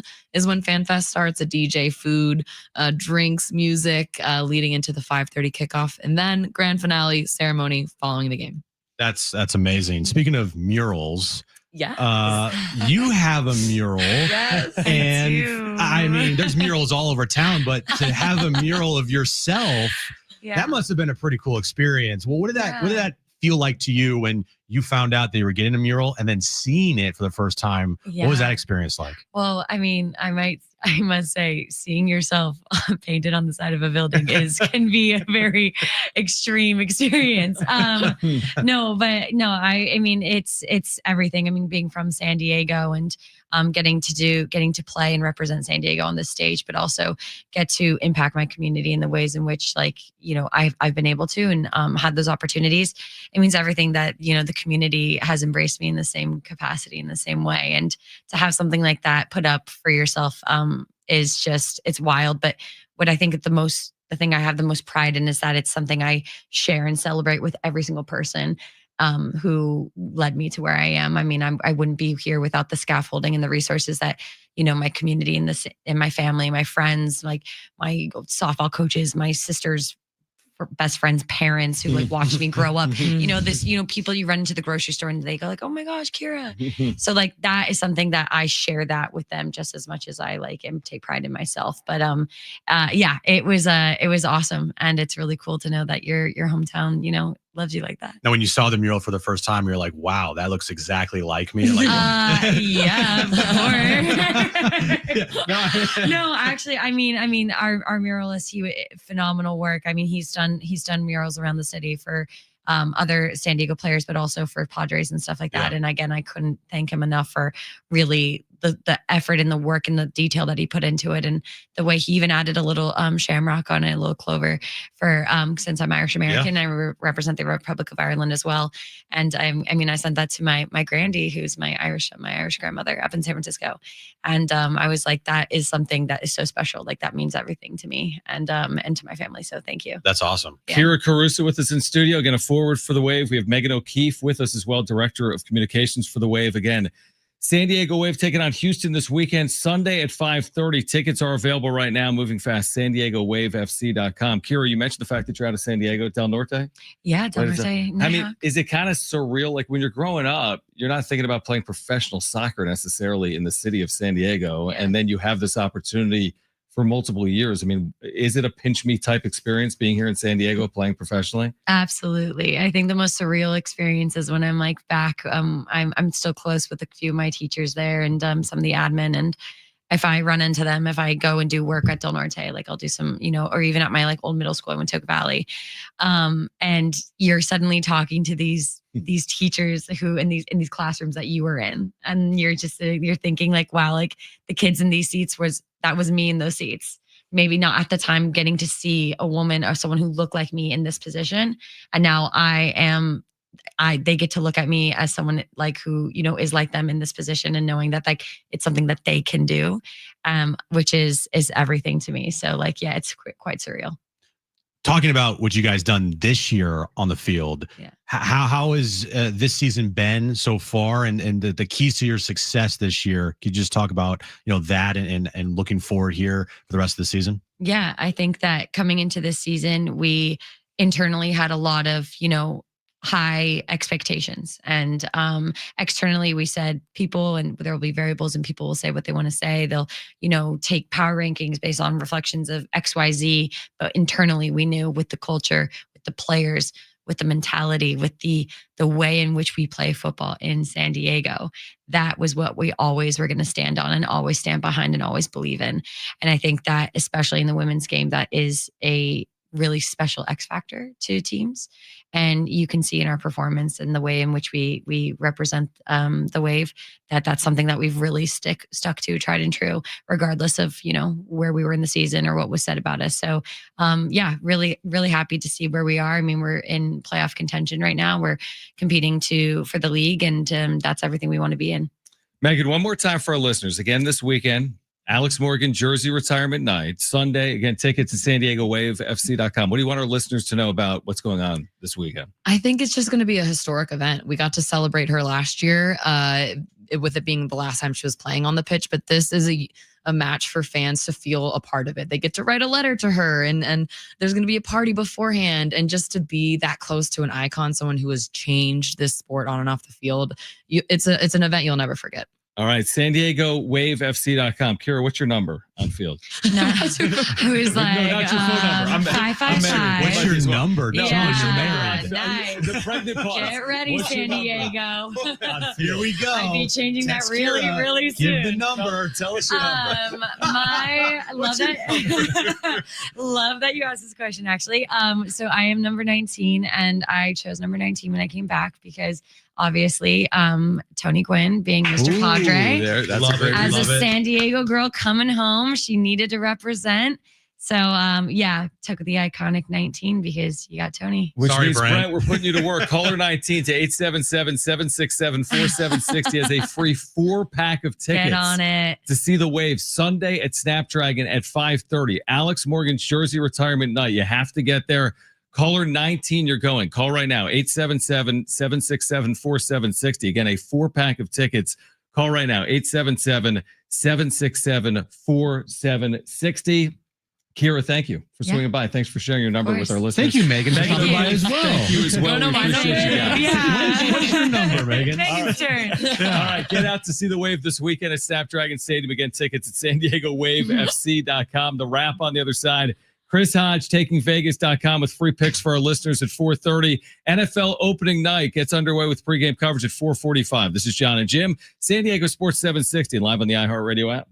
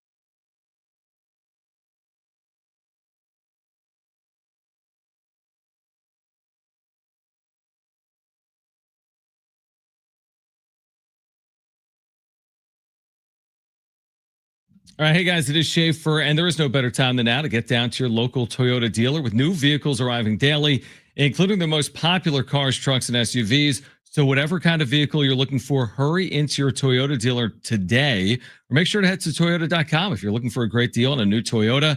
There you can check out all the latest offers, search inventory. Finding the Toyota that's just right for you starts at Toyota.com. Toyota's Beyond Zero lineup of electrified vehicles helps to create a greener planet. Toyota's Beyond Zero lineup supports a greener planet with a wide range of electrified vehicles, including hybrids, plug-in hybrids, and fully electric vehicles. Or take each day further than you thought possible in a new Camry with its stylish looks that'll make an impression wherever you go. See your Toyota dealer today and discover what makes Camry legendary. There's no better time than now to get your local Toyota dealer. Get your local Toyota dealer today or Toyota.com. That's Toyota.com. Your Toyota dealers, we make it easy.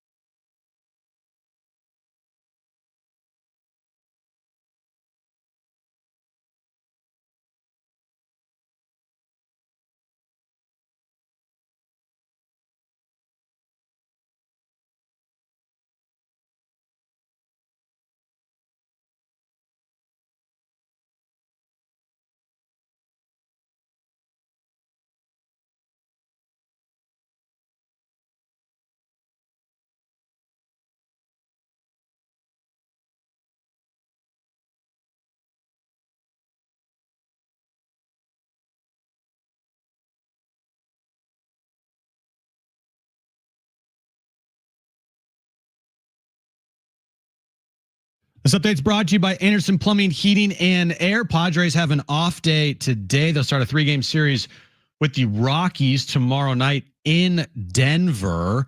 They're somehow still just 2.5 games back of the Dodgers in the National League West. Dodgers and Pirates underway in Pittsburgh. It's scoreless in the top of the second inning there. Paul Skeens on the mound for the Pirates. Blake Snell on the mound for the Dodgers. And the NFL kicks off tonight with the opener of the 2025 season in Philadelphia. It's the Cowboys and the defending Super Bowl champion Eagles. 5:20 kickoff time. 4:45 is when our pregame coverage starts right here on San Diego Sports 760. Need HVAC? This month get 0% for 18 months on a new system. Schedule your free proposal at AndersonPHA.com. Anderson, fast, reliable, wow. Getting you all set for that drive home. Let's just start the show. Here's John and Jim. All right, San Diego and Southern California, what's going on? This is the final hour of John and Jim. Why? Because of the NFL. We've got NFL football at 4:45. Cowboys, Eagles pregame coverage. Kickoff at 5:15 from Lincoln Financial in Philadelphia. Cowboys, Eagles coming up tonight right here on San Diego Sports 760. You guys want to call Raj and have him move the start time back? Move it back. Move it to fourth hour 6:30 back so we can get the full show in. Oh, I was going to say, would you want to do like an extra hour of like podcast or something? Content just on YouTube? No, not really. I'd be like Manning cast. Yeah. No. It wouldn't be actually be an hour 15. No, not really. I feel like on a day like today, because the Padres aren't playing and with it being an off day, and I think 2 hours and 45 minutes is appropriate today. Now, tomorrow I want 4 hours. I'm not here tomorrow. I'm going to be in Pullman, Washington. Tomorrow you want 5 hours. You could join Fletch Zone from noon to 2, like a sidekick. And then you could do 2 to 6, and then you could do the Sean Lewis Show live from 6 to 7. And me and Rich could take the evening off, grab some barbecue, vegan barbecue in Pullman. Let me answer that for you. We're not even staying in Pullman. We're staying in Idaho. Did you know that Washington State was near Idaho? I didn't. It is. So we're going to stay in Idaho. You're asking me if I knew that? Like Jim knows where Idaho is. Do you know what state Washington State is in? Yes, John. It's in the District of Columbia, John. Yeah, that's exactly right. It's in the Mid-Atlantic. So Jim's got you covered tomorrow. Right? I have For everybody. 4 hours. I have you covered. 4 hours. We're not gonna have any commercial breaks either. We're going old school red zone style. Well, what if our system is down? Because that'll happen. The computer system. Mhm. You're looking at me like you're going to kill me. Yeah. If the system goes down, you got to carry it. Commercial free. Brent's going to be working on a system. He can't even join you on air. So commercial free. I can't call in. I'll be in the air. Now I could call in at some point, maybe in the 5 o'clock hour. But anyway, Jim will be here tomorrow from 2 to 6. Don't Kevin you put Acey, that bad juju on me, Ricky Kevin Bobby. Acey will be on the show tomorrow as well. All right, coming up at 4:30, Chris Hodge, Sports Investors Daily, sponsored by TakingVegas.com. He'll have free picks for our listeners, college and NFL. But right now, let's get to this. It's time for the wrap. Presented by Sombrero Mexican Food. Check out their website at sombreromex.com. Is tonight a must-win game for the Eagles? If the Eagles lose their home opener off of a Super Bowl championship at home to the Dallas Cowboys, Then you might want to tune into Sports Talk Radio tonight. look, in Philly. I live in a household with an Eagles fan. It would be a disaster. I don't care if it's just week one. There's no level-headedness here with Eagle fans. If you lose your Okay, Mr. home Niner opener. fan. I know. I'm just telling you the truth, though, and you know it. Level-headedness with fandom. Correct. That is also true. There is no level-headedness with fandom, especially if you're an Eagles fan. Yeah, no, I agree with you. Is Aaron does she have a full spread of green things for tonight's game? Has she No. prepared food? I actually the other night there's a documentary on Netflix. That's The Cowboys? No, not the Cowboys. Did you see that though? The Jerry Jones documentary? I saw it, but I didn't watch Okay, it. yeah. There's a new murder mystery Netflix Yeah, well, about what? called probably The seen it. Unknown Number, the high school catfish. Oh, the Oh, bullying yeah, we one? watched that. Yeah, Don't tell me. that's in Don't my tell queue. me. Yeah, it's Well, in my queue. you Don't know say what anything. happens. Well, don't tell me. Oh, yeah, I mean, it's a high school catfish. Yeah, I know. That's in the title of the thing. Right. But I was like, hey, do you want to watch that on Thursday? She looks at me like I had 7 heads. She goes, no, it's Eagles. It's Eagle Night. Watch that on Friday, though. Fascinating. Could be more fascinating than tonight's game. Now, how long is it? How I was long gonna is say, it? is it show? Oh, okay. Oh, we can watch it after the game. Yeah, it'll only be like 8 o'clock. 8:30. We'll see how it goes. Fascinating. Yeah. It's a must-win game for the Eagles. You can't lose at home No. off a Super Bowl title if you're trying to be like a 1 seed in the NFC or a 2 seed. Come on, you have to win at home against your rival. Next question. Will Saquon rush for 100 yards tonight? I'll go with yes. I'll go with yes. I think he's going to rush for over 100. I think he's going to have more than a half touchdown. I agree with you. DraftKings pick 6. I don't think that Dallas defense is particularly good. They might be okay. I think you're relying more heavily on Dak Prescott tonight if you're a Cowboys fan than you are on their run defense. And Saquon Barkley, again, is coming off a historical season. So, yeah, I don't know if it's easy, but I think he'll find his way to 100 yards and a touchdown tonight in Philadelphia at home. Yeah, I agree. Next question. Funny you say that, John. Will Dak throw for 300 yards tonight? I think Dak will throw for less than 300 yards Okay. tonight. DraftKings pick 6. The crown is yours. Yeah, okay. Less than, I mean, Philadelphia's defense is terrific. Now, they put up his numbers. His last 5 starts against the Eagles, he's been awesome. He didn't play in either game. Both were late in the year. He was hurt. Mm-hmm. But his last 5 games, he's 4-1 as a starting quarterback against the Eagles. Crazy numbers. His Cowboys have averaged 38 points per game in those 5 games. Again, they're 4-1. He's thrown for well over 300 yards per game in those 5 games. But you're going back a couple of seasons now because he didn't play last year. I'm with you. I'm going to take under. Now, they might be playing catch-up, but I'm going to go under 300 yards for Dak Prescott against a very good Philadelphia Eagle defense on the road. Next question. Is this weekend a must-win series for the Padres? Oh, Yeah. Yeah. we've reached that time in the year. Yeah. You got 22 games remaining. You're in Colorado. Colorado's one of the worst teams in the history of the sport. You're 2-8 in your last 10. You got to win this series. At some point, you have to put your foot down and win a series. They've lost Yeah. 3 straight series. Yeah, I don't care if you win 1-0, which would be kind of That'd be near crazy. impossible in Colorado, but you got to win. I'm sorry, you just got to win. Hopefully the offense continues to score runs this weekend in Colorado. I know Dylan Cease and Nick Pivetta will be on the mound in Colorado. I think I have to double check. I don't want to say it without looking, but screw it. I'll say it without looking. Does Nick Pivetta have bad career numbers at Coors Field? Yeah, I think we've talked about that before, actually. Believe he does. We've talked about that before. Because, yeah. Yeah, I think Kevin maybe wrote about that here in the last 24 hours. That's a fair point. There's a lot of guys like that, obviously, with bad career numbers at Coors.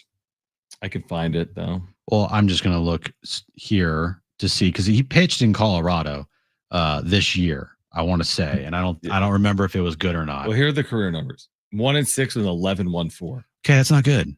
1-6 with an 11-1-4. Yeah, it's really bad. Let me say it again: 1-6 with an 11-1-4. 36 runs in 26 innings. He pitched at Colorado earlier this year, May 11th. That was his only start at Colorado this year. He's made 2 starts against the Rockies overall. His first start was at home, April 11th, went 7 shutout innings, giving up only 3 hits, striking out 10, walking 1. That was at home. May 11th, on the road in Colorado. 4 innings, 6 earned runs, 7 hits, 1 home run allowed, 5 strikeouts, 2 walks. Yeah, his numbers are, you can't be worse than that, obviously. And here's the one thing I would say about the Rockies. And you know me, I'll prop any team up. But the Rockies in April, 4-22. Oh my gosh. The Rockies in May, 4-24. Since then, they've gotten better. June, 10-16. July, 9-15. August, 11-18.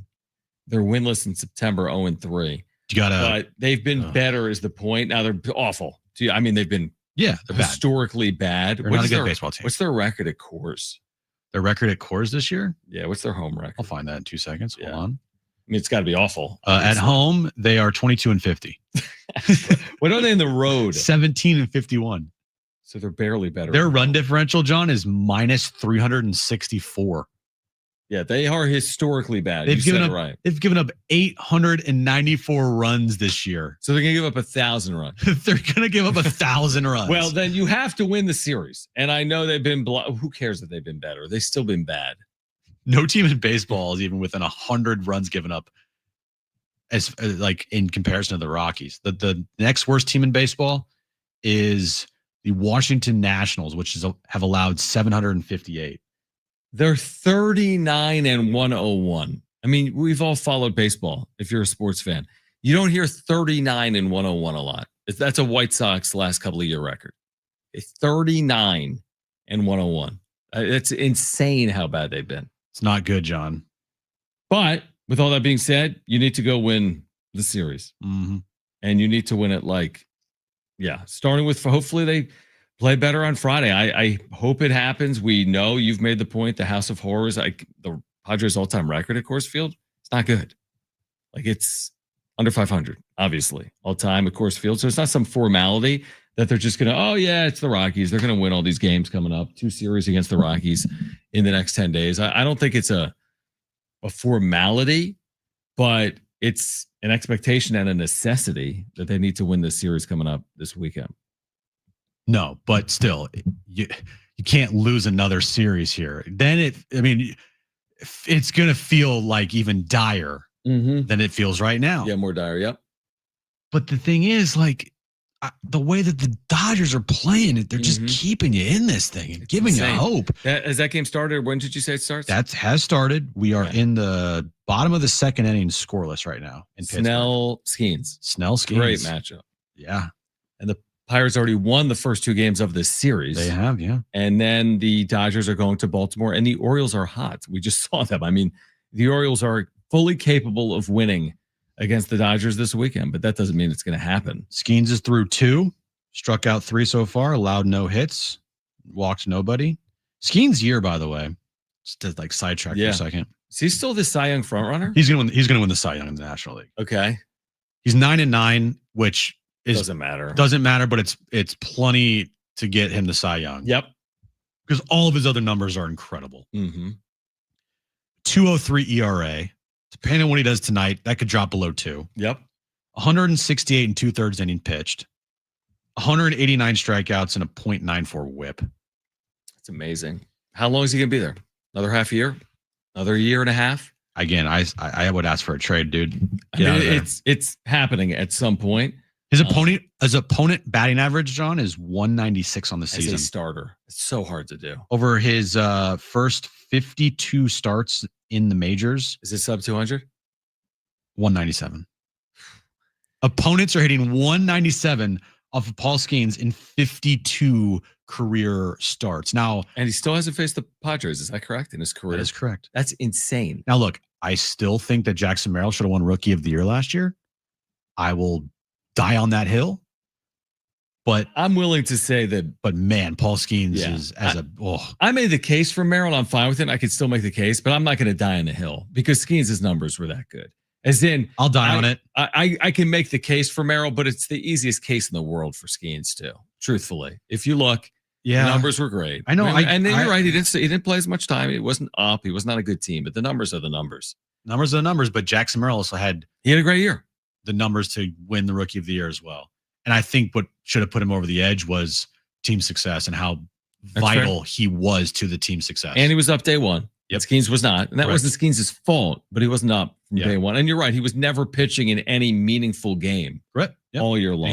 And the crazy part is he's made 52 starts. Still hasn't pitched in a meaningful. He has a 2 ERA in his career in 52 starts, yet he has pitched in 0 meaningful games in his career. At some point, that'll change. I just don't think it's going to change in a Pirates uniform. All right, Chris Hodge taking Vegas is going to join us at 4:30. He's got free picks for our listeners in the NFL and college that he's going to share. We're getting you ready for Eagles and Cowboys. You can hear it with pregame coverage beginning right after us at 4:45 this afternoon. So don't go anywhere. This is John and Jim, San Diego Sports 760 and live on the iHeartRadio app.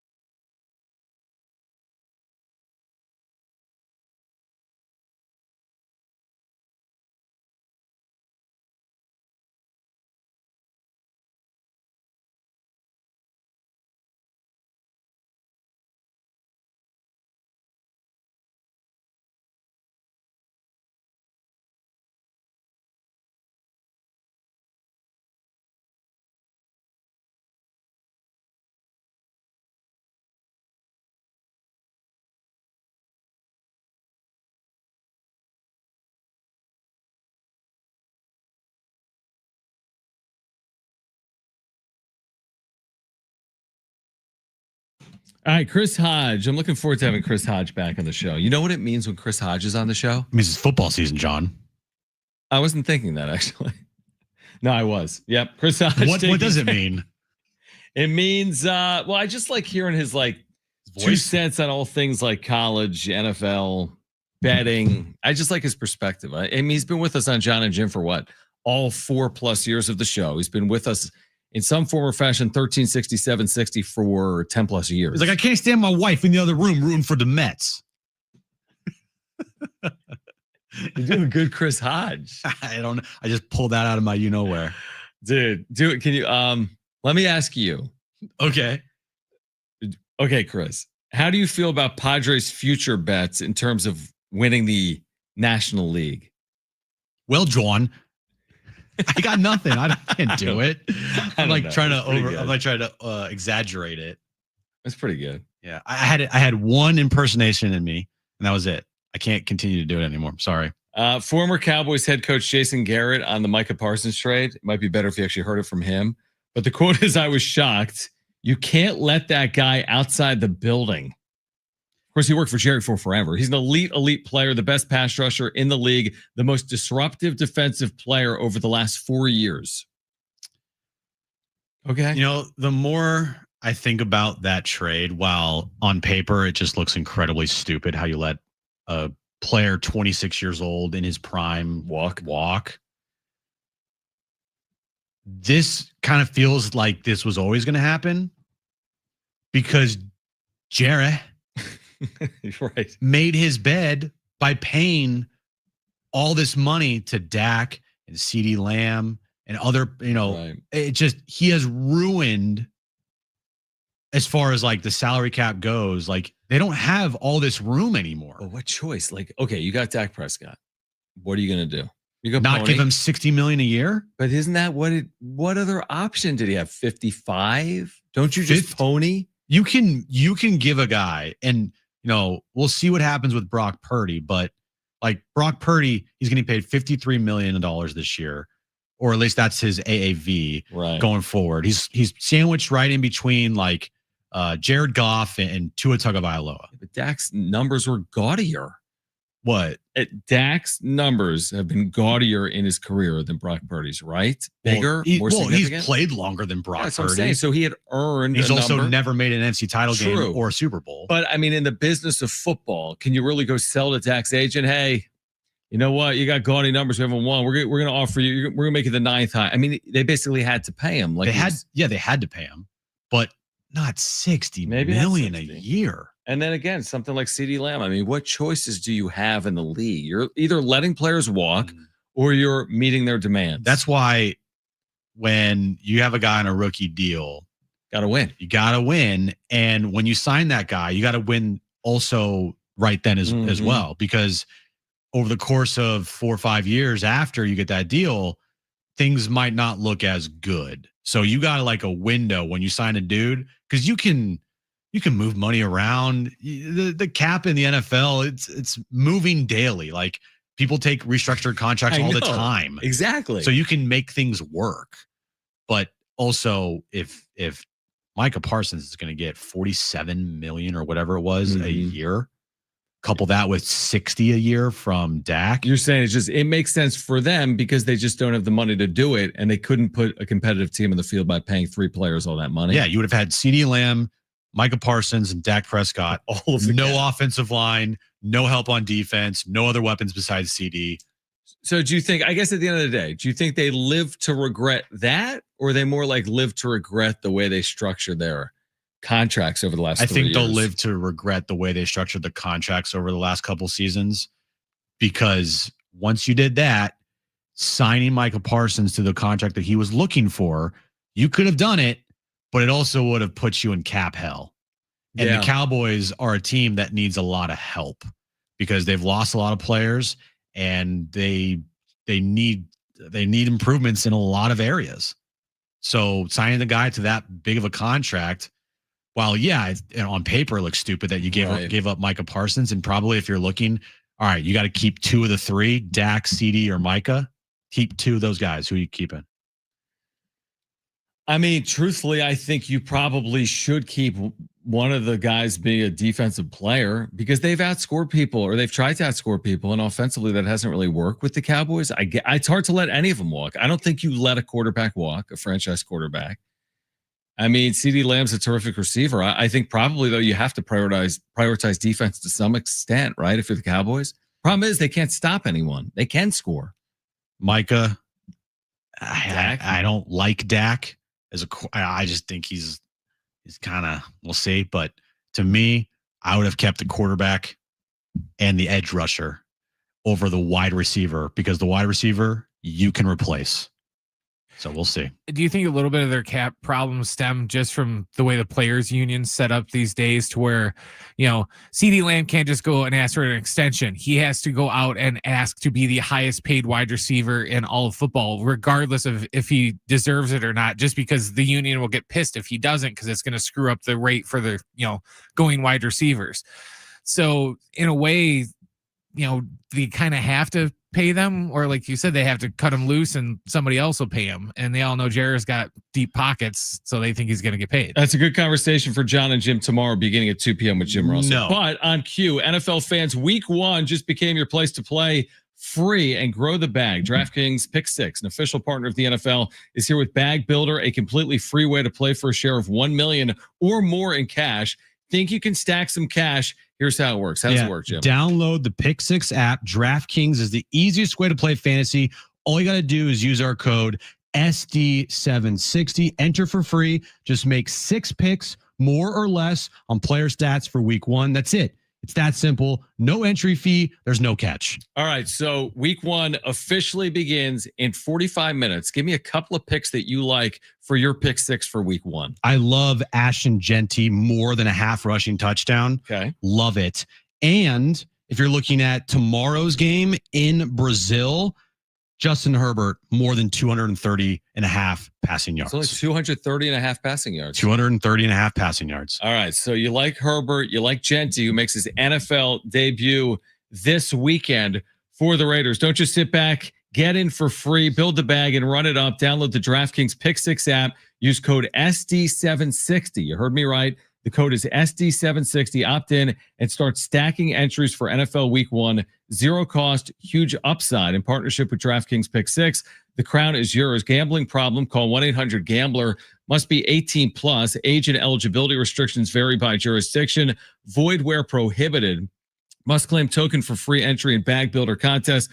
Only perfect entries earn share of cash prize. Tokens are single use and expire September 8th at 8:15 p.m. Eastern. Terms at pick6.com. Terms at pick6.draftkings.com/promos. Chris Hodge taking Vegas. He's got free picks for our listeners coming up. Plus Eagles and Cowboys. Pregame coverage begins at 4:45. This is John and Jim.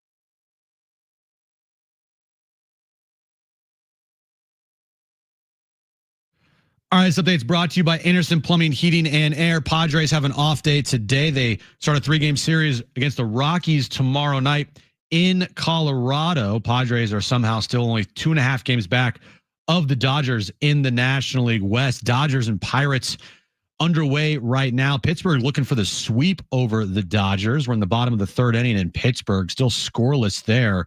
Really good pitching matchup. Paul Skeens on the mound for the Pirates against Blake Snell. Actually, Pirates just took a 1-0 lead, John. Pirates just took a 1-0 lead over the Dodgers. Blake Snell on the mound for LA. And tonight kicks off the NFL season in Philadelphia. The defending Super Bowl champion Eagles take on the Dallas Cowboys.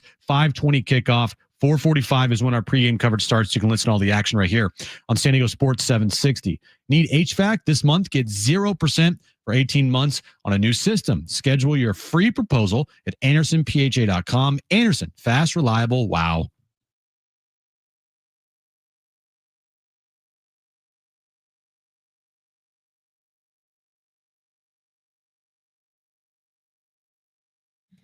All right. You know, it's football season because Chris Hodge is back with us on San Diego Sports 760 and John and Jim, part of Sports Investors Daily, sponsored by TakingVegas.com.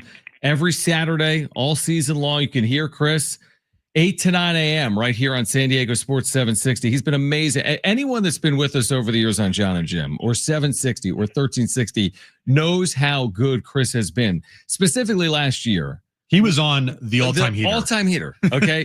The last 26 shows, this is all documented. You can go back and listen, all right? You can write it all down. His last 26 shows with the free picks that he gave out, 20 wins. He had a push and 5 losses. Think about that. His last 26 plays with the free picks for our listeners, he had 20 wins and a push. So first of all, Chris, it's great to have you back, man. Happy football season. How are you doing? I missed you guys, man. You guys are my favorite guys to do the call-ins with. This is I missed you. We heard I'm happy to be back. We heard your voice on the radio on some spots, and we're like, "Oh yes, we love it. We absolutely love it." Okay, so first of all, we're 45 minutes down. We have pregame coverage actually in 15 minutes right here on San Diego Sports 760. We have the champs and the Eagles. We have the Cowboys. We've got the division rivalry. I know you've got an opinion on it. So how can our listeners get tonight's game from you? Because they can get it from you for free, right, tonight? Absolutely. And nothing has changed. It's the same. You text the word win to the number 545454. There's no one to speak to. The play will automatically be sent to you via text message. Dallas, Philly tonight. Start the season off with a bang. Everyone is interested in the game. This is like the happiest time of the year. Wives hate us right now because they know they're not going to see us for the next 6 months, but that's fine. We're good. Dallas, Philly, it's free, it's yours. And like you said, we had 20 wins, 5 losses, and 1 push via the last 26 text message plays that I had on this show. So text the word win to the number 545454, and we'll look to get you started on a positive note tonight with Dallas and Philly. And on a personal note for you, I mean, Eagles and Cowboys isn't like the dream matchup to open up your season, right? I mean, I hate both teams. I mean, it is what it is. But I hate most teams. I live in New York. I hate the Mets. I mean, it is what it is. You know, I mean, how do you like these 2 teams? But, you know, you take your emotion out of it. You take that part of it out of it when you're in my line of work. You have to do that. If you think a team is going to win or you think a total is going to go over or stay under, you go with it. And if you go with your gut and you research and you do your hard work, you win more than you lose. And I think I've proven that on your show since I think 2013 now. So, they got a good sample size of me for the last 12 years in San Diego. Absolutely. Tomorrow, we have a Friday game in Brazil, Chargers and Chiefs. What do you got going on in that game? Yeah, I mean, I'll keep this quick. I'm going to take the Chargers plus 3.5. I mean, if you look at the games they played last year, 17-10 at LA, and the Chargers had every opportunity. I believe they were up 10-0 in that game. They had every opportunity to win that game at home, and Kansas City made some plays in the fourth quarter. And then when they went to, Arrowhead, the Chargers had them beat. They were up, and Kansas City had one last second drive there, and they made a field goal with no time left on the clock. I think Keenan Allen coming back after his hiatus there in Chicago, which I can't explain why anyone would do that. But him coming back to the Chargers, I think that helps. And if you look at Kansas City, I mean, they have so much stuff going on with offseason and their receivers tomorrow, man. They don't really have guys suiting up.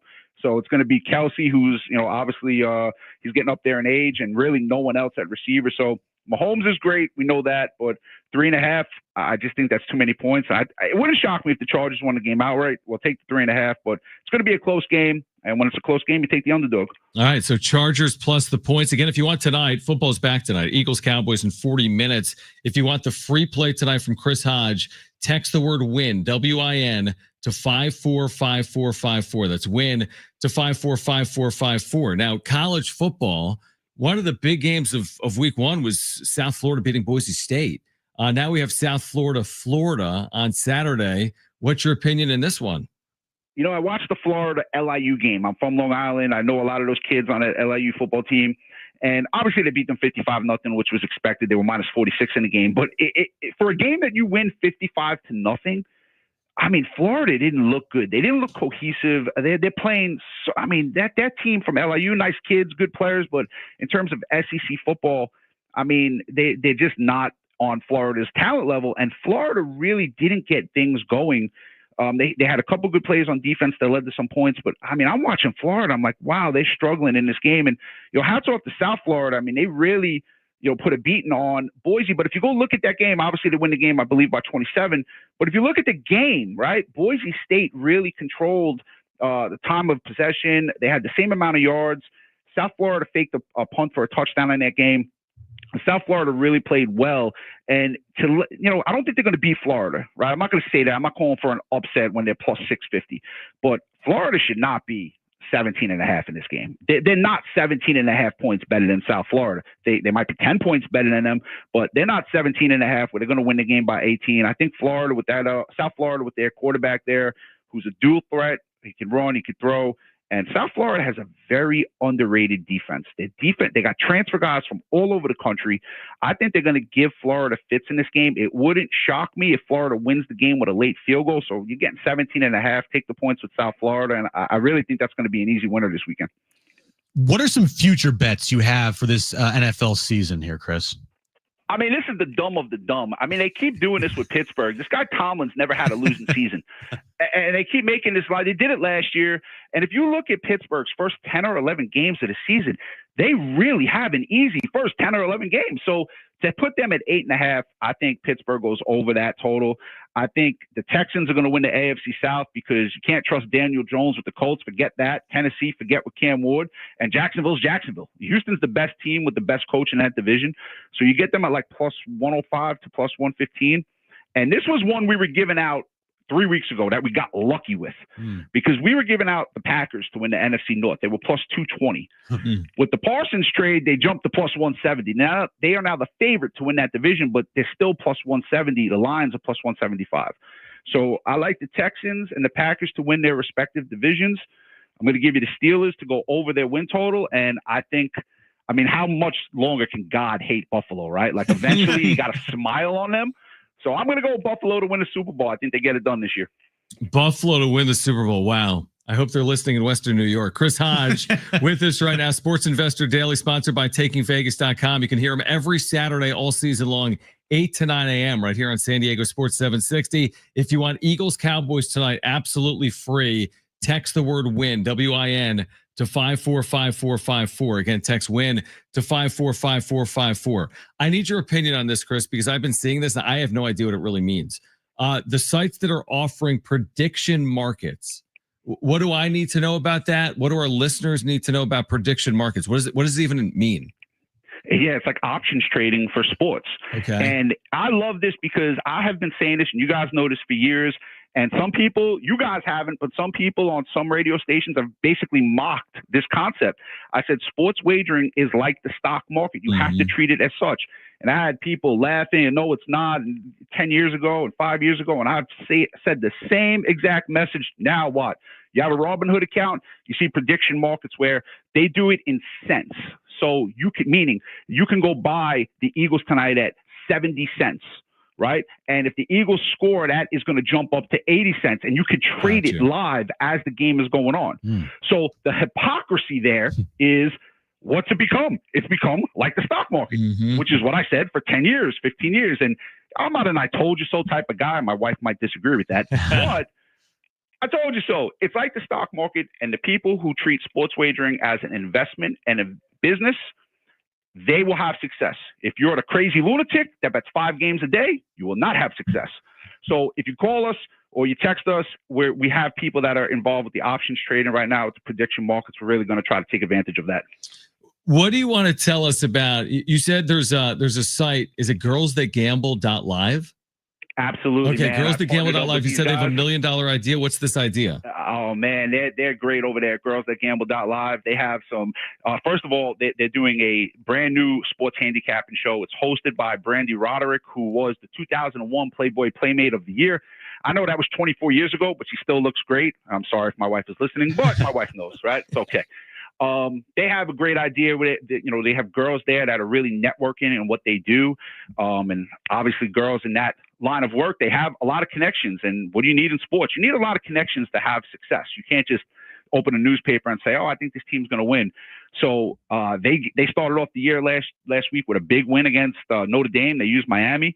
They got the job done outright. So if you go to girlsthatgamble.live, I think they're charging like $9 for picks, and you can interact with very attractive women who can make you money and can keep you happy as the night goes along. I don't know, but girlsthatgamble.live, they're going to do great things over there. You know, I wouldn't have jumped in with them and put my name on it if I didn't believe in their idea. So go check out girlsthatgamble.live. They're doing great things. Jim, go jot that down. Oh, I already have. Don't worry. Chris Hodge, Sports Investors Daily. Everything else I said, right? Never mind all the free picks, this, Pittsburgh. Nah, girlsthatgamble.live. We'll look at exactly. Yeah. There's a spike now. The search 100%. engine. The girls. Yeah. Okay. So if you want tonight's game again, Chris, you can just text the word win, right? Text win to 545454. You got Eagles Cowboys for our listeners right now.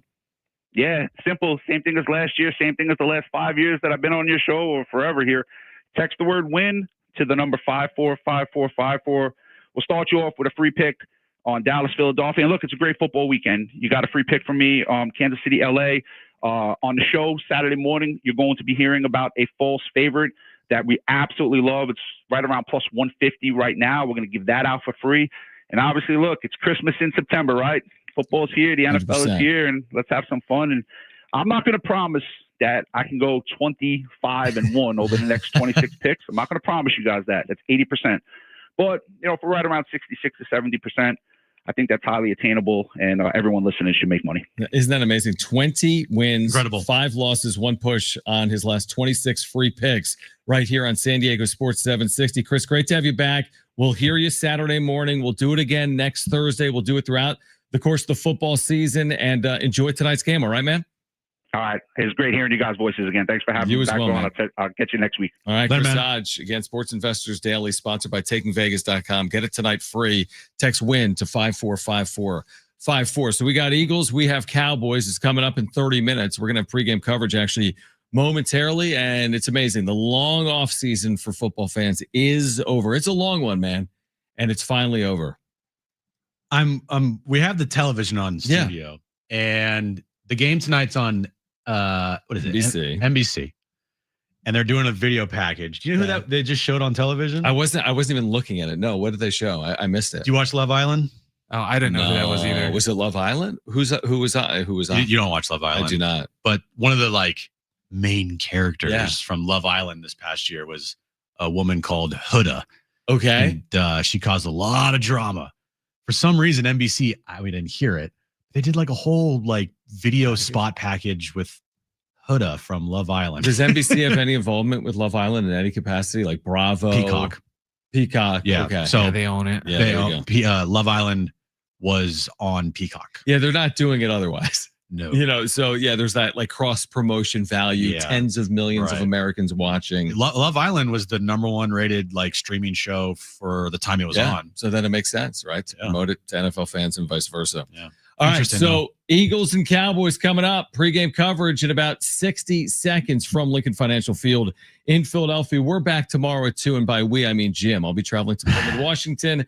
Sean Lewis show tomorrow night at 6. Maybe I'll call in to Jim to make his life slightly easier at some point tomorrow. Maybe. If you missed anything today, sportssd.com, iHeartRadio app, iTunes, TuneIn Radio, or Spotify. Kevin Acee will be on the show tomorrow. We'll get you ready for Padres and Rockies, a weekend series from Denver, Colorado.